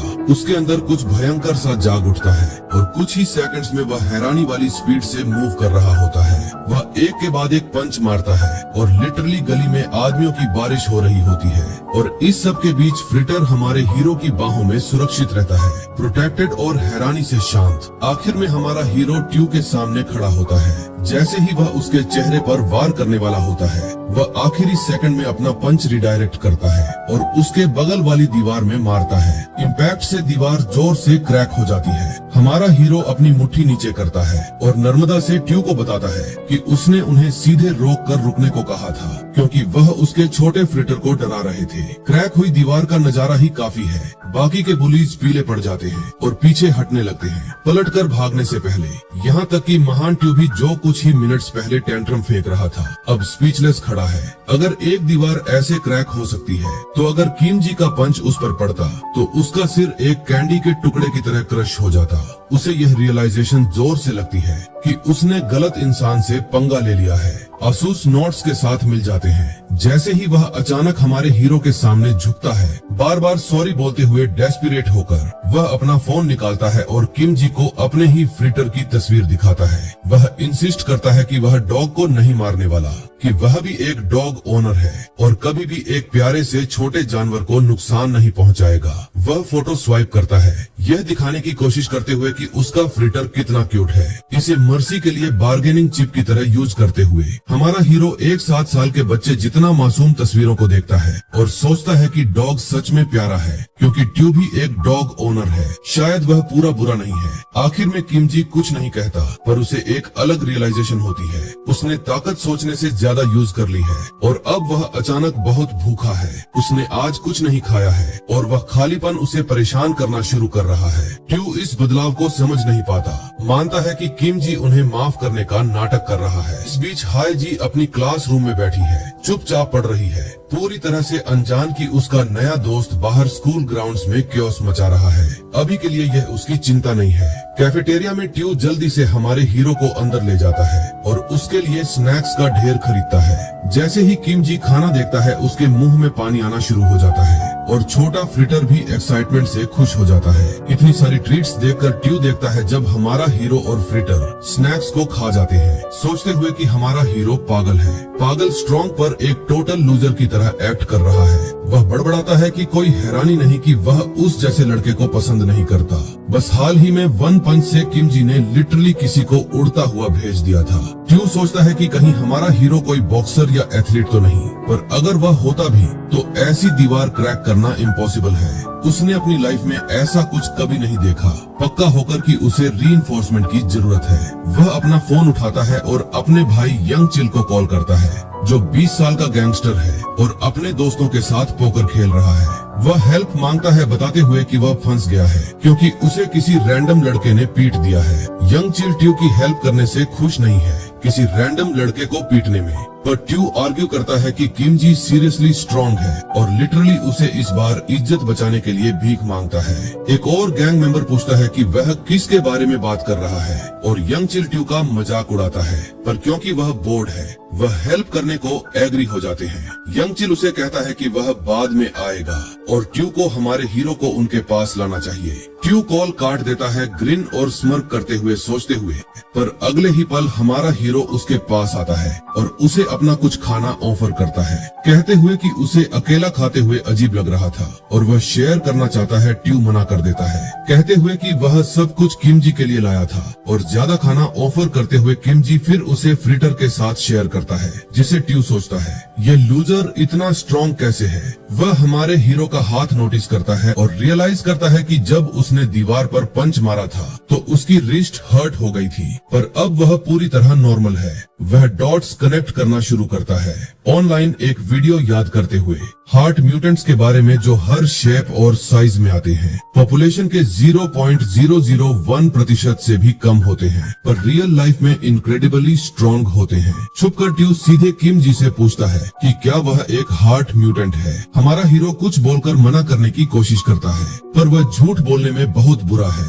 यह दर्दनाक रूप से ऑब्वियस है। ट्यू पीला पड़ जाता है, उससे पहले कभी कोई हार्ट म्यूटेंट नहीं मिला और हमारा हीरो एक नॉर्मल इंसान लगता है चिंता में कि किम जी कितना डेंजरस हो सकता है। ट्यू यंग चिल को दोबारा कॉल करता है जब वह उसे इन्फॉर्म करता है कि किम जी एक हार्ट म्यूटेंट है। वह अपनी लक पर ट्रस्ट नहीं कर सकता, सब अलर्ट हो जाते हैं। ट्यू फोन पर शांति से फुसफुसाता है कि यह डेंजरस और उन्हें मीटिंग कैंसिल कर देनी चाहिए, पर यंग चिल मना कर देता है, कहते हुए कि यह और भी अच्छा अपॉर्चुनिटी है और वह हमारे हीरो को प्रॉपरली हैंडल करेंगे। ट्यू एग्री करता है, पर हमारा हीरो बीच में बोलता है, कहते हुए कि उसने खाना खत्म कर लिया है और ट्यू को बस घर चले जाना चाहिए। ट्यू आर्ग्यू करने की कोशिश करता है कि क्योंकि अभी लंच ब्रेक का बहुत सारा टाइम बचा है, उन्हें कुछ करना चाहिए, क्लास स्किप करनी चाहिए और हैंग आउट करना चाहिए। वह किम जी को आर्केड ले जाता है। चमकदार गेम्स और फ्लोर्स देखकर किम जी अपनी एक्साइटमेंट रोक नहीं पाता, यहाँ तक कि ट्यू भी कंफ्यूज हो जाता है। ये किम जी का पहला बार है आर्केड में और वह शर्माते हुए एडमिट करता है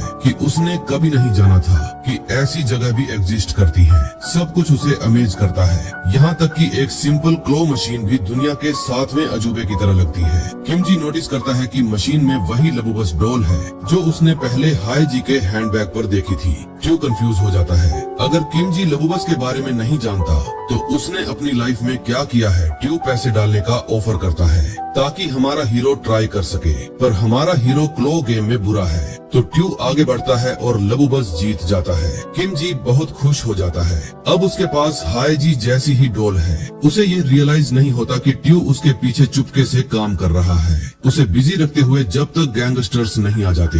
ट्यू सजेस्ट करता है कि वह कैरियोके रूम में चले। वह हमारे हीरो को एक गाना सिलेक्ट करने और गाने को कहता है। किम जी कहता है कि उसे कोई गाना नहीं आता, पर ट्यू जिद करता है कि कुछ तो होगा जो वह जानता हो। किम जी वह एक ही गाना गाना शुरू करता है जो उसे आता है, एक नर्सरी राइम पर इतने जुनून से कि वह ऑलमोस्ट अडोरेबल लगता है। ट्यू को यकीन नहीं होता कि एक बड़ा आदमी बच्चों का गाना गा रहा है और सोचता है कि हमारा हीरो एक्टिंग कर रहा है। क्या किम जी एक्सप्लेन करता है कि ये लिटरली वह एक ही गाना है जो उसकी मॉम ने उसे सिखाया था जब वह 7 साल का था और अलग हो गए थे।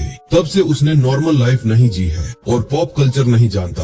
ये सुनकर ट्यू सैड फील करता है, ये रियलाइज करते हुए कि किम जी नॉर्मल लाइफ नहीं जी सका और सस्पेक्ट करता है कि कुछ गहरा चल रहा है। वह इमोशनल हो जाता है और पैसे ऑफर करता है कि क्योंकि हमारा हीरो नॉर्मल लाइफ नहीं जी सका, वह उसे टीनेजर की तरह जीना सिखाएगा। वह अलग अलग गेम्स खेलते हैं, ड्रम्स बजाते हैं, वीडियो गेम्स और डांस भी करते हैं। जैसा एक्सपेक्टेड था हमारा हीरो हर चीज में बैड है। कुछ देर बाद वह आर्केड से निकल जाते हैं। ट्यू बहुत फन करने की वजह से हाँफ रहा है। वह कन्फेस करता है कि उसने अपनी लाइफ में इतना फन कभी नहीं किया। वह अपना फोन चेक करता है और अपने भाई यंग चिल का कॉल देखता है। रियलाइज करता है कि टाइम निकल गया और वह अपना टास्क भूल गया था। वह किम जी और फ्रिटर के साथ फोटो बूथ पिक्चर्स देखता है। सोचता है कि वह कितना एडियट है जो उसने दुश्मन के साथ तस्वीरें ली, पर किम जी की नाइविटी उसके दिल में कुछ बदल देती है। वह अकेला एलिवे में जाता है है हमारे हीरो को साथ नहीं लाता, जबकि उसने उसे साथ लाने का प्रॉमिस किया था। वह यंग चिल से अपोलोजाइज करता है, कहता है कि उससे गलती हो गई और हमारा हीरो एक्चुअली म्यूटेंट नहीं है। गैंगस्टर्स अनॉयड हो जाते हैं, कहते हैं कि उसने उनका टाइम वेस्ट किया,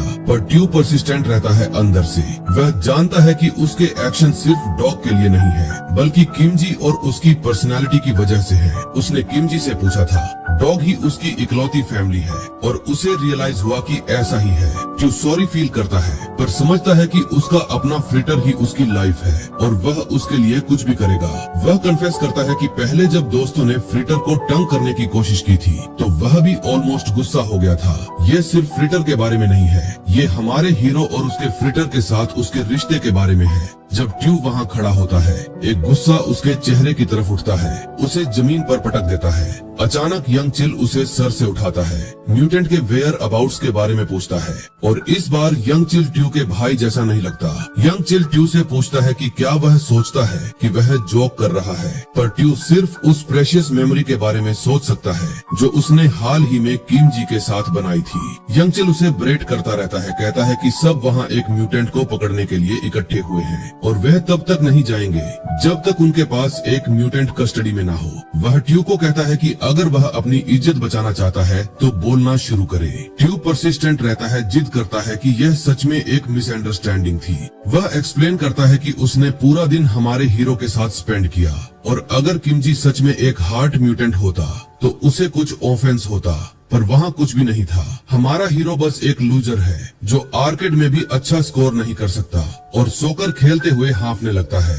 ट्यू एक काइंड जेस्चर के तौर पर स्माइल करने की कोशिश करता है, एडमिट करता है कि उसने गलती से यंग चिल का टाइम वेस्ट किया, पर यंग चिल खुश नहीं होता। यंग चिल फिर ट्यू को हग करता है, अपोलोजाइज करता है और पूछता है कि क्या वह अपसेट है कि उसने उस पर चिल्लाया और उसे मारा। इससे पहले कि ट्यू रिप्लाई कर पाए, यंग पॉइंट आउट करता है कि उसके चेहरे पर साफ लिखा है कि वह झूठ बोल रहा है और डिमांड करता है कि वह क्यों लास्ट मिनट पर अपनी स्टोरी बदल दी। यंग कंटिन्यू करता है, कहता है कि म्यूटेंट वही नहीं है जो ट्यू सोचता है। वह स्केरी नहीं दिखते, पर वह ह्यूमंस जैसे नहीं है, वह डेंजरस है, दुनिया को एक बहुत हिजर्ड्स जगह बनाने के कैपेबल है। ट्यू को बस सच रिवील करना चाहिए ताकि वह सब चले जाए। यंग चिल यह भी आर्ग्यू करता है कि अगर ट्यू उनके बारे में वॉरिड है और वह एक म्यूटेंट के हाथों हार सकते हैं, तो उसे रेकलेसली एक्ट नहीं करना चाहिए। ट्यू फिर से एक स्टबर्न मस्टर्ड की तरह रिफ्यूज करता है। इससे पहले कि वह कुछ और कह पाए, यंग चिल कहता है कि बॉस को म्यूटेंट देने के लिए 500 का रिवॉर्ड है, जो उसे काफी जेरस लगता है। यंग चिल एक्सप्लेन करता है कि अगर ट्यू म्यूटेंट को डिलीवर करता है तो उसे भी रिवॉर्ड मिलेगा।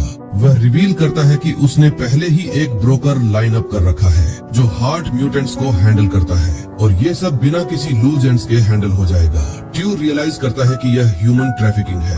हाल ही में किडनैपर्स देश भर में हार्ट म्यूटेंट्स को टारगेट कर रहे हैं, और रमर्स का दावा है कि गवर्नमेंट रिसर्च फैसिलिटीज उन्हें पैसे देकर खरीदती है। उसने सोचा था कि यह सिर्फ गॉसिप है, पर अब वह अपनी आंखों से देख रहा है। वह इसे होने नहीं दे सकता, इसलिए वह फिर से अपोलोजाइज करता है, जिद करता है कि किमजी बस एक नॉर्मल गाय है। इससे पहले कि वह फिनिश कर पाए, यंग उसे किक करता है, उसे उड़ा देता है। इस ब्लो से उसके लंग्स में दर्द होता है, सांस लेना मुश्किल हो जाता है। यंग चिल उसे अपने पैरों से मारना शुरू करता है, उसके सिर पर बार बार स्टंपिंग करता है, उसे क्रश करता है, उसे बोलने पर मजबूर करता है। ट्यू के पैर सीधे हो जाते हैं और दर्द उसे सीधा एक फ्लैशबैक में ले जाता है। कुछ वक्त पहले ट्यू को इसी तरह बुलीज मारते थे, जब तक एक ऊंची ने उन्हें रोकने को नहीं कहा। वह यंग चिल था अपने दोस्तों के साथ, तब वह गैंगस्टर्स नहीं थे और उन्होंने ट्यू को पिटने से बचाया था। ट्यू एक छोटा बच्चा बचने पर खुश था, पर ह्यूमिलिएटेड फील कर रहा था। यंग चिल ने उसे कंफर्ट किया, कहता है वह सेम जिम में है और वह ट्यू को इन लोगों से पिटने से बचाएगा। तब यंग चिल लॉयल लगता था, थोड़ा कूल और ज्यादा फाइटर नहीं था, तो ट्यू उसके जैसा बनना चाहता था। पर अब उसके अपने मेंटोर और दोस्त उसे बार बार मार रहे हैं, जब तक वह जमीन पर एक पल्प ना बन जाए। यंग चिल इंसिस्टेंट रहता है, क्लेम करता है कि ट्यू उनके सामने झूठ बोल रहा है। वह कमेंट करता है कि ट्यू में लॉयल्टी है जो काइंड ऑफ बेडेस है, बट ये मिसप्लेस्ड है, यह उसकी होनी चाहिए। वह वार्न करता है कि अगर ट्यू म्यूटेंट को किसी और ब्रोकर को बेचने के बारे में सोच रहा है तो उसे ज्यादा से ज्यादा 200 या 300 मिल सकते हैं। पर वह डायरेक्टली डेंजर में होगा। वह अपने गैंगस्टर्स को एक चैन लाने का सिग्नल देता है, उसे अपने हाथ में लपेटता है और कहता है कि वह ट्यू को दिखाएगा कि गैंगस्टर की तरह क्या जीना है। इस बार ट्यू पीछे नहीं हटा, कहते हुए कि वह बिल्कुल अनकूल है। यंग चिल शॉक में था, उसकी सांस लगभग रुक गई। ट्यू भी कंफ्यूज्ड था कि वह यंग चिल को क्यों भड़का रहा है। गुस्से में यंग चिल मारने की तैयारी करता है, जबकि ट्यू बार बार माफी मांगने की कोशिश करता है, जिद करते हुए कि उसने गलती से बोल दिया। लेकिन जैसे ही यंग चिल उसे मारने ही वाला होता है, एक मजबूत हाथ उसे रोक देता है। यह हमारा हीरो है। वह कहता है कि अगर यंग चिल किसी को अपने हाथ में चेन लपेटकर मारेगा तो बहुत ज्यादा चोट लगेगी। सब कंफ्यूज्ड हैं, क्योंकि इस अजीब लड़के की हिम्मत कैसे हुई। उनके बॉस को रोकने की ट्यू भी हैरान है, सोच रहा है कि हमारे हीरो को पता कैसे चला कि वह लोग कहाँ थे। किम जी नीचे झुकता है, कहते हुए कि वह ट्यू को ढूंढने आया था, क्योंकि उसे आने में बहुत देर लग रही थी। ट्यू उसे भागने की चेतावनी देता है और कन्फेस करता है कि उसने ही उन्हें बुलाया था, उसे मारने के लिए, यहाँ तक कि उन्हें बताया भी था कि हमारा हीरो एक हार्ट म्यूटेंट है। किम जी कंफ्यूज्ड है और पूछता है कि उसने ऐसा क्यों किया। ट्यू जवाब देता है कि वह बस गुस्से में था, क्योंकि किम जी ने उसे मारा था, कि वह बदला लेना चाहता था और वह माफी मांगता है। लेकिन हमारे हीरो को उसकी परवाह नहीं है। किम जी पूछता है कि वह उन्हें चेन से मारने क्यों दे रहा है। सब कंफ्यूज हो जाते हैं जब कोई किम जी पर बेसबॉल बैट चलाता है, जिससे वह गुस्सा हो जाता है। अगली ही सेकंड में सारे थग्स उसे अपने बैट से मारने लगते हैं, जबकि फ्रिटर भौंकता है और ट्यू हमारे हीरो को बचाने की कोशिश करता है। एक लड़का नीचे झुकता है, पूछते हुए कि उसने उन्हें रोकने की हिम्मत कैसे की। लेकिन अगली ही सेकंड में किम जी अपने अंगुलियों से सारा खून ऑब्जॉर्ब कर लेता है। ये देखकर उस गुंडे की सांस रुक जाती है। किम जी अपने ऊपर वाले गुंडे को पंच मारता है, उसे हवा में उड़ा देता है। सब देखते रह जाते हैं। जैसे ही किम जी वहाँ से उठता है और यंग चिल अपने सारे गैंग मेंबर्स को अटैक करने का ऑर्डर देता है, हमारा हीरो रुकता नहीं, उनके चेहरे, छाती, पैर और ग्रोइन पर वार करता है। किम जी कुछ मार खाकर भी 10,000 गुना ज्यादा ताकत से वापस पंच करता है। सब कंफ्यूज्ड हैं, सोच रहे हैं कि उसके लड़ने के तरीके से वह इंसान कैसे हो सकता है। यंग चिल मामला अपने हाथों में लेता है और नाइफ कलाकार उसको मारने के लिए भागता है। यंग चिल पीछे से सीधे किम जी के आर पार कर देता है। यंग उसे दिल में छुरा घोंपने पर मजाक उड़ाता है। किम जी धीरे से बोलता है कि उसे दुख हुआ, अब यही दुख वो उसे देगा। मोटा गुंडा बार बार छुरा घोंपता है, किम जी के मरने की उम्मीद करता है, लेकिन किम जी उसे रोकने के लिए नाइफ अपने हाथ में पकड़ लेता है। यह देखकर कि हमारा हीरो अभी भी खड़ा है, यंग चिल थोड़ा डर जाता है, सोचता है मैंने इसके दिल में वार किया और ये अब तक जिंदा है, आखिर कैसे। किम जी कहता है कि उसे वह राज बताने की जरूरत नहीं है। फिर वह यंग चिल के पैर में छुरा घोंपता है, जिससे बहुत ज्यादा दर्द होता है। इसी बीच सारे गुंडे भाग जाते हैं, सोचकर कि वह एक म्यूटेंट का सामना नहीं कर सकते, लेकिन किम जी उन्हें जाने देने को तैयार नहीं है। अब जब उन्हें पता है कि वह एक म्यूटेंट है, उनमें से कोई भी भाग नहीं सकता। वह उन सबको बुरी तरह से पीटता है जब वह खत्म कर लेता है। कुछ ही सेकंड्स में सारे हैंचमैन जमीन पर गिर जाते हैं, उनके चेहरे पूरी तरह से मार से बिगड़ चुके होते हैं। किम जी गली के बीच में खड़ा होता है, सारे हारे हुए दुश्मनों के साथ, और उसका पपी फ्रिटर उसके साथ ही खड़ा होता है। जमीन पर ट्यू अपने दोस्त का नाम पुकारता है, अभी भी उस पावर डिस्प्ले से शॉक्ड हुआ। फिर वो पूछता है कि किम जी ठीक है क्या, और सीरियस इंजरी की वजह से एम्बुलेंस बुलाने की ऑफर करता है। लेकिन किम जी कहता है कि वो बिल्कुल फाइन है और अपना चेस्ट छू के दिखाता है कि वहाँ कोई घाव अब बाकी नहीं है। शॉक में ट्यू समझ जाता है कि वो होल गायब हो गया है और किम जी के इनक्रेडिबल रिजनरेशन से बिल्कुल स्पीचलेस हो जाता है। ब्लडिंग नोज के साथ ट्यू किम जी को टोटल शॉक में देखता है उसके रिजनरेशन पावर को देखकर। फिर वो नजर घुमाता है, उसके चेहरे पर पूरी गिल्ट भरी हुई होती है कि उसने अपने एकमात्र दोस्त को बेट्रे कर दिया। जमीन पर ट्यू अपना सर खुद पर मारता है और खुद को इडियट बोलता है कि उसने गलत दोस्तों को चुन लिया। किम जी सरप्राइज हो जाता है और पूछता है कि क्या ट्यू सच में एक दोस्त को बेचने की कोशिश कर रहा था। अपना मुंह जमीन की तरफ किए हुए ट्यू माफी मांगता है और कन्फेस करता है कि उसने किम जी को बेट्रे इसीलिए किया क्योंकि वो उन बुरे लोगों के करीब था। वो एक्सप्लेन करता है कि उसे गैंग के साथ घूमना बहुत कूल लगता था और अंदर से वो भी उन जैसा ही ठग है। लेकिन किम जी उसके पास जाता है और ट्यू को एक तरह का सफेद कपड़ा बढ़ाता है जिसे वो नहीं समझ पाता।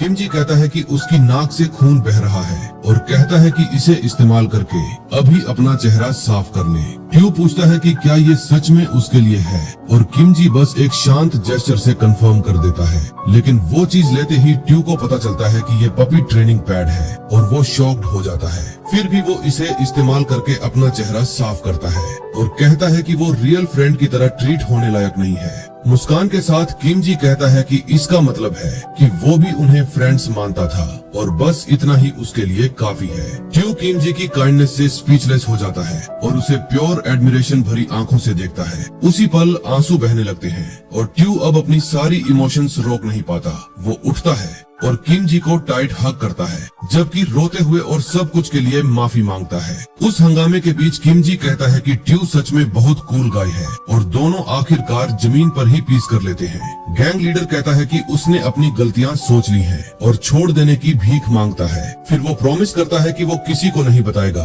कि किम जी हार्ट म्यूटेंट है, लेकिन ट्यू गुस्सा हो जाता है और उस आदमी की बात सुनकर यकीन नहीं कर पाता। इसके साथ ट्यू गैंग लीडर के चेहरे पर लात मारता है और चिल्लाता है कि भीख मांगने से पहले माफी मांग। ट्यू चिल्लाता है कि ये आदमी स्कम है और स्वर जितना बड़ा है। वो गैंग लीडर को लगातार मारता रहता है, जबकि कहता है कि शुरू से ही पता था कि वो फेक कर रहा है। किम जी बस देखता रहता है। हालांकि ट्यू अचानक चिल्लाता है कि सब एक सेकंड रुके, जिससे किम जी कंफ्यूज हो जाता है। जमीन पर गैंग लीडर उनसे पुलिस न बुलाने की भीख मांगता है और कसम खाता है कि वो कभी इस बारे में बात नहीं करेगा। अचानक उन्हें आवाज सुनाई देती है और ऊपर देखते हैं तो कोई पास में ऑफिसर्स को बुला रहा होता है। दो पुलिस ऑफिसर आ जाते हैं और कहते हैं कि वो लोकल स्टेशन से हैं और एक रेसिडेंट ने डिस्टरबेंस रिपोर्ट किया है। हारे हुए गैंग मेंबर्स ऑफिसर्स के आने पर टोटल शॉक में ऊपर देखते हैं। ट्यू तेजी से ऑफिसर्स की तरफ दौड़ता है और कहता है कि वो बस उन्हें कॉल करने वाला था। फिर वो ग्रुप की तरफ इशारा करता है और कहता है कि ये स्कम बैग्स हैं जो लोगों को बेचने का बिजनेस करते हैं। ये भी क्लेम करता है कि अगर उनके हेड आउट जाएंगे तो दिन भर का प्रूफ मिल जाएगा। वो आगे कहता है कि ये सब 20 साल से ऊपर के हैं और रियल क्रिमिनल्स हैं। इससे गैंग लीडर चिल्लाता है नो। चिल्लाहट सुनकर ट्यू सरप्राइज हो जाता है और किम जी पूरा सीन देखता रहता है। अचानक गैंग लीडर खुद को जमीन पर पटकता है और चिल्लाने लगता है कि किसी को मदद करे। फिर वो कहता है कि उसके हड्डियां टूट गई हैं और उसे लीड में भी चुभा गया है, जिससे ट्यू कंफ्यूज हो जाता है। जमीन पर पड़ा गैंग लीडर किम जी की तरफ इशारा करता है और कहता है कि वो इस हाल में है क्योंकि किम जी ने उसे पीटा है। आउटरेज्ड होकर ट्यू चिल्लाता है कि ये बकवास है और पूछता है कि असल में किसने किसको पीटा। किम जी चुपचाप खड़ा रहता है अपने पपी फ्रीटर के साथ और सोचता है कि क्या ये लोग सच में उसे टुकड़ों में छोड़ने वाले थे।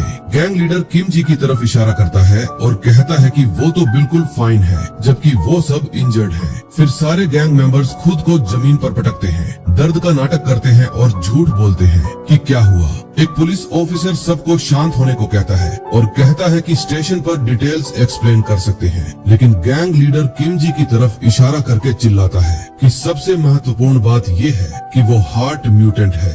किम जी इस बात को सुनकर शॉक्ड हो जाता है, जबकि आदमी पूछता है कि क्या एक म्यूटेंट बस लोगों को मारता फिर सकता है। वो आदमी लगातार पूछता है कि क्या म्यूटेंट्स के लिए कोई स्पेशल लॉ नहीं है और ऑफिसर्स सीरियस लुक एक्सचेंज करते हैं। फिर एक ऑफिसर पूछता है कि क्या किम जी सच में म्यूटेंट है और उसका रजिस्ट्रेशन कार्ड या नंबर मांगता है। किम जी जवाब देता है कि उसके पास ऐसा कुछ भी नहीं है, जिससे ऑफिसर्स संदिग्ध हो जाते हैं। तब ऑफिसर्स पूछते हैं कि क्या वो अनरजिस्टर्ड म्यूटेंट है, क्योंकि ये कानून का वायलेशन है। तो वो फैसला करते हैं कि पहले किम जी को रजिस्टर करेंगे और उसका आईडी और एबिलिटी मांगते हैं। किम जी पैनिक हो जाता है क्योंकि वो अपनी असली आइडेंटिटी कभी नहीं बता सकता। वो याद करता है कि वो मुश्किल से स्केलेटन जैसा दिखना बंद करके खुद को ट्रैक होने से बचाया था। किम जी सोचता है कि जैसे ही वो रजिस्टर होगा, लैब वाले उसे ढूंढ लेंगे, लेकिन अचानक हाई जी उनकी तरफ दौड़ती हुई आती है और चिल्लाती है कि एक सेकंड रुके। हाई जी हाँफते हुए आती है और थोड़ी थकी हुई मुस्कान के साथ ऑफिसर्स को ग्रीट करती है। कंफ्यूज ऑफिसर्स पूछते हैं कि ये हाई जी कौन है जो अचानक कहीं से आ गई। हाई जी अपना सेल फोन बढ़ाती है और ऑफिसर से कहती है कि वो ये इम्पोर्टेंट कॉल ले ले। दूसरी तरफ एक महिला खुद को स्पेशल टास्क फोर्स की सुपरिंटेंडेंट बताती है। घबराकर पुलिस ऑफिसर सैल्यूट करता है और खुद को लोकल स्टेशन का सर्जेंट बताता है। सुपरिंटेंडेंट एक्सप्लेन करती है कि ये केस अटेम्प्टेड किडनैपिंग है और किम जी एक विटनेस है। फिर वो रिस्पॉन्सिबिलिटी लेती है और कहती है कि उसके ऑर्डर्स फॉलो करो और अपने सुपीरियर्स को रिपोर्ट करो। सर्जेंट चिल्लाता है कि सिर्फ बुरे लोगों को ले जाओ और बाकियों को जाने दो।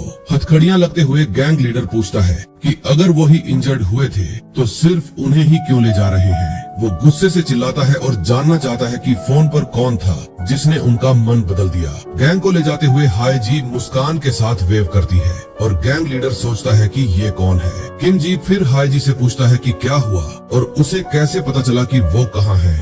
हाई जी एक्सप्लेन करती है कि उसने स्कूल में किम जी को अजीब लोगों से घिरा देखा था और उनके पीछे पीछे चल पड़ी। किम जी ट्यू की तरफ इशारा करता है और पूछता है कि क्या वो भी उन संदिग्ध लोगों में से एक था। हाई जी कंफर्म करती है लेकिन सोचती है कि अब ट्यू इतना खराब क्यों दिख रहा है और उसके चेहरे को क्या हुआ। ट्यू नोटिस करता है कि हाई जी कैसे उसे देख रही है। हाई जी कहती है कि उसकी बहन ने सब संभाल लिया और सबसे महत्वपूर्ण बात ये जानना है कि किम जी ठीक है या नहीं। जलन में ट्यू शिकायत करता है कि किम जी ने कहा था उसके कोई फ्रेंड्स नहीं है और अब हाई जी आ गए। ट्यू को इग्नोर करते हुए किम जी गैंग लीडर की तरफ मुड़ता है और एक सवाल पूछता है। डार्क लुक के साथ वो पूछता है कि क्या उसका डेस्टिनेशन हरमा की लैब था। गैंग लीडर लैब को जानने से इनकार करता है और कहता है कि वो किम जी को लोकल ब्रोकर को सौंपने वाला था। वो रिवील करता है कि ऐसे ब्रोकर हैं जो म्यूटेंट से डील करते हैं और किम जी कहता है कि वो उनसे मिलना चाहता है। पुलिस स्टेशन पर गैंग लीडर बैठा होता है जबकि एक डिटेक्टिव बैकग्राउंड में हंगामे के बारे में चिल्ला रहा होता है। किम जी का दोस्त ट्यू इस आइडिया से शॉक्ड हो जाता है और कहता है कि वो ऐसा नहीं कर सकता। फिर ट्यू भी एग्री करता है और वार्न करता है कि ये बहुत डेंजरस है और उसे रिस्क का कोई अंदाजा नहीं है। हाई जी एक्सप्लेन करती है कि उसकी बहन ने वार्न किया था कि वो म्यूटेंट्स को टारगेट करते हैं और बहुत खतरनाक लोग हैं। लेकिन चेहरे पर क्रम्स लगे हुए किम जी मुस्कुराता है और कहता है कि अब तो वो उनसे मिलना और भी ज्यादा चाहता है। नहीं समझ पाकर हाई जी पूछती है कि किम जी ब्रोकर से मिलने के लिए इतना डेस्परेट क्यों है। तब किम जी अपना चेहरा छूता है और कहता है कि वो कुछ बहुत महत्वपूर्ण चीज के बारे में सोच रहा था। वो रिवील करता है कि शायद उन लोगों के जरिए वो अपने खोए हुए दोस्तों को ढूंढ सके। आउटरेज्ड होकर ट्यू चिल्लाता है कि किम जी ने कहा था उसके कोई फ्रेंड्स नहीं है और उसे डमी बोलता है। किम जी एक्सप्लेन करता है कि वो बाहर के फ्रेंड्स नहीं बल्कि लैब के अंदर के हैं जहां वो रहता था। एक मेमोरी में वो बताता है कि लैब की जिंदगी दर्द और एक्सपेरिमेंट से भरी थी। एक दिन उसे अननोन जगह पर घसीटा गया और चूंकि वो पहले कभी ट्रेवल नहीं किया था वो बहुत डरा हुआ था। ले जाते हुए वो सोच रहा था कि अगला क्रूर एक्सपेरिमेंट कितना दर्दनाक होगा। अचानक वो जगह जहां उसे ले गए थे तेज और बहुत घातक चाकुओं से भरी हुई थी। छोटा किम जी शॉक में हो जाता है जब देखता है कि ब्लेड्स खुद ब खुद कमरे में उड़ रहे हैं। वो सोचता है कि वो बार बार छेदा जाएगा और सिचुएशन से बहुत डर जाता है। उसके पीछे वाले आदमी भी डरावने थे और अगर वो अंदर न गया तो और भी बुरा हो सकता था। इसके साथ दरवाजा खुलता है और छोटा स्केलेटन ब्राइट और बहुत खतरनाक कमरे में एंटर करता है। अंदर दूसरे म्यूटेंट्स अपनी पावर्स एक दूसरे के खिलाफ लाइफ या डेथ बैटल में इस्तेमाल कर रहे होते हैं। छोटा स्केलेटन पूरी सीन को बड़ी आंखों से देखता है, कुछ भी समझ नहीं पाता। फिर एक लड़का सिर्फ अपनी उंगलियों से एक उड़ती हुई ब्लेड को रोक लेता है। उसके बाद वो दूसरे यंग मैन पर नाइफ से डायरेक्ट अटैक करने की तैयारी करता है, लेकिन अटैक टारगेट को लगता है और वो कुछ भी महसूस नहीं करता। तब टारगेट का पूरा बॉडी आइस से ढक जाता है और स्केलेटन डर जाता है। अटैकर नीचे देखता है और उसके चेहरे पर प्योर डिटर्मिनेशन भरा होता है। अब स्केलेटन उस लड़की और दूसरे लड़के को देखता है जो वहाँ बहादुरी से लड़ रहे थे। फिर यंग वुमन दूसरे लड़के को चिल्लाकर साइको बोलती है कि क्लासमेट पर अटैक कर रहा है। लड़का स्केलेटन की तरफ इशारा करता है और एक्सप्लेन करता है कि वो भी उनके जैसा ही एक्सपेरिमेंट है। इससे छोटा किम जी कमरे में क्या हो रहा है इस बात से टोटली कंफ्यूज हो जाता है। अचानक सारे दूसरे यंग लोग मुड़कर नए आए स्केलेटन को घूरने लगते हैं। डरा हुआ छोटा स्केलेटन अपने चेहरे को हाथों से छुपाता है और उनसे कहता है कि उसे मत देखें, लेकिन दूसरे यंग म्यूटेंट्स उसे क्यूरियोसिटी से देखते हैं बिना किसी डर या घृणा के। एक लड़का कहता है कि वो नॉर्मल लग रहा है और सिर्फ स्केलेटन है क्योंकि वो म्यूटेंट है। स्केलेटन सरप्राइज हो जाता है और दूसरा यंग पर्सन पूछता है कि क्या वो ठीक है और क्या ये उसका पहला बार है। तब वो सब खुद को इंट्रोड्यूस करने लगते हैं। फिर वो पूछते हैं कि उसका नाम क्या है और वो सोचता है कि इसी तरह वो अपने दोस्तों से मिला था। खाते हुए किम जी एक्सप्लेन करता है कि वो जगह अलग अलग लैब से बच्चों को स्टडी के लिए इकट्ठा करती थी और चूंकि वो सब टेस्ट सब्जेक्ट्स और म्यूटेंट्स थे वो जल्दी ही फ्रेंड्स बन गए। किम जी थॉटफुल हो जाता है और कहता है कि चूंकि साल में क्लासेस बहुत कम होती थीं, वो एक दूसरे को अक्सर नहीं देख पाते थे। उसके नए दोस्त इमोशनल हो जाते हैं और रोते हैं सोचकर कि उसकी जिंदगी कितनी मुश्किल थी। हाय जी फिर पूछती है कि अब उसके लैब वाले दोस्त कहाँ हैं। जब वो फ्री हो गया है, वो उन्हें बताता है कि जिस दिन वो साथ भागे थे, चेज की वजह से अलग हो गए थे। ये सुनकर हाय जी समझ जाती है कि किम जी ब्रोकर ढूंढना चाहता है क्योंकि उसके दोस्त पकड़े गए होंगे। मूव्ड होकर ट्यू और हाय जी दोनों कहते हैं कि वो किम जी को उसके पुराने दोस्तों को ढूंढने में मदद करेंगे। ट्यू गैंग लीडर का सेल फोन लेकर कहता है कि ब्रोकर का कांटेक्ट उसी में है। स्क्रीन देखकर किम जी डर जाता है और पूछता है कि क्या नंबर 7 इतना दूर नहीं है। सीन चेंज होता है एक वेयर हाउस में, जहाँ एक आदमी दर्द से चिल्ला रहा होता है, जबकि लग्जरी कार्स पार्क हैं। अंदर कई आर्म्ड आदमी एक अकेले मिस्टीरियस हुड फिगर पर अटैक करने के लिए दौड़ते हैं, लेकिन मिस्टीरियस आदमी अटैक्स को डॉज करता है। वो अपने हाथों से नाइफ निकलता है। वो उनका मजाक उड़ते हुए कहता है कि अगर नाइफ इस तरह स्विंग करोगे तो काम नहीं करेगा। उसके बाद वो आदमी इम्प्रेसिव स्पीड से सारे आदमियों पर अटैक करता है। कुछ ही सेकंड्स में सारे अटैकर्स जमीन पर गिर जाते हैं, पूरी तरह से हार जाते हैं। एक आदमी फिर हथियार निकालता है और वार्न करता है कि नाइफ्स उस आदमी के खिलाफ काम नहीं करेंगे। वो हथियार तानता है और उस हुड वाले पर बिना किसी रहम के फायर करने की तैयारी करता है। हुड वाला बस शांत होकर उस आदमी को देखता है जो शूट करने की तैयारी कर रहा है। फिर हुड वाला खुद को जीवन बताता है, तो भाई ये वही किम जी का लैब का दोस्त है। जीवन कहता है कि उसकी ब्लेड स्टील भी काट सकती है। हम उसके म्यूटेंट हार्ट को देखते हैं जो कई तेज मेटालिक ब्लेड से बना होता है। अचानक एक आदमी जो अभी भी खड़ा है डेस्परेटली भागने की कोशिश करता है, लेकिन जीवन अपनी ब्लेड फेंकता है और रनर के सिर में सीधा मारता है, उसे जमीन पर गिरा देता है। ब्लेड जीवन के पास वापस आती है, जो इम्पैक्ट से जमीन पर गिर जाता है। गिरे हुए दुश्मनों के बीच बैठकर वो हाथ बढ़ाता है और कहता है कि अगली बार बेहतर करना। सीन चेंज होता है और हम नेक्स्ट चैप्टर के कवर को देखते हैं, जिसमें हुड और क्लोज वाला एक मिस्टीरियस फिगर है। मीनवाइल किम जी एक गली में आता है और कंफर्म करता है कि ये मीटिंग स्पॉट है। वो चारों तरफ देखता है और नोटिस करता है कि जगह सच में बहुत आइसोलेटेड है और एम्बुश के लिए परफेक्ट है। इसके साथ किम जी खुद को तैयार करता है क्योंकि ये म्यूटेंट ब्रोकर से मीटिंग पॉइंट है। तर उसे पता चलता है कि अभी भी 30 मिनट बाकी है जब तक टारगेट आखिरकार आएगा। फिर वो ब्रोकर के बारे में सोचता है जो म्यूटेंट्स का ट्रैफिकिंग करता है और याद करता है कि वो भी शायद एक हो सकता है। एक फ्लैशबैक में हाय जी उसके कि क्या किम जी सच में उस खतरनाक आदमी से मिलने जा रहा है। वो वार्न करता है कि वो क्रिमिनल्स हैं जो म्यूटेंट्स का शिकार करते हैं और कुछ खुद भी म्यूटेंट्स हैं। लेकिन किम जी एक्सप्लेन करता है कि ठीक इसी वजह से उसे जाना है क्योंकि वो उसके दोस्तों के बारे में जानते होंगे। वॉरिड होने के बावजूद हाय जी उसके प्लान को सुनती है कि बस दूरी से देखना है और कुछ गलत होता है तो चिल्लाना है। प्रेजेंट में वापस किम जी बैठ जाता है और हाय जी को शांत करने के लिए जो उसने कहा था उसके बारे में सोचता है। हालांकि वो फैसला करता है कि अगर चीजें खराब हो गईं, तो वो बस ब्रोकर को कैप्चर कर लेगा।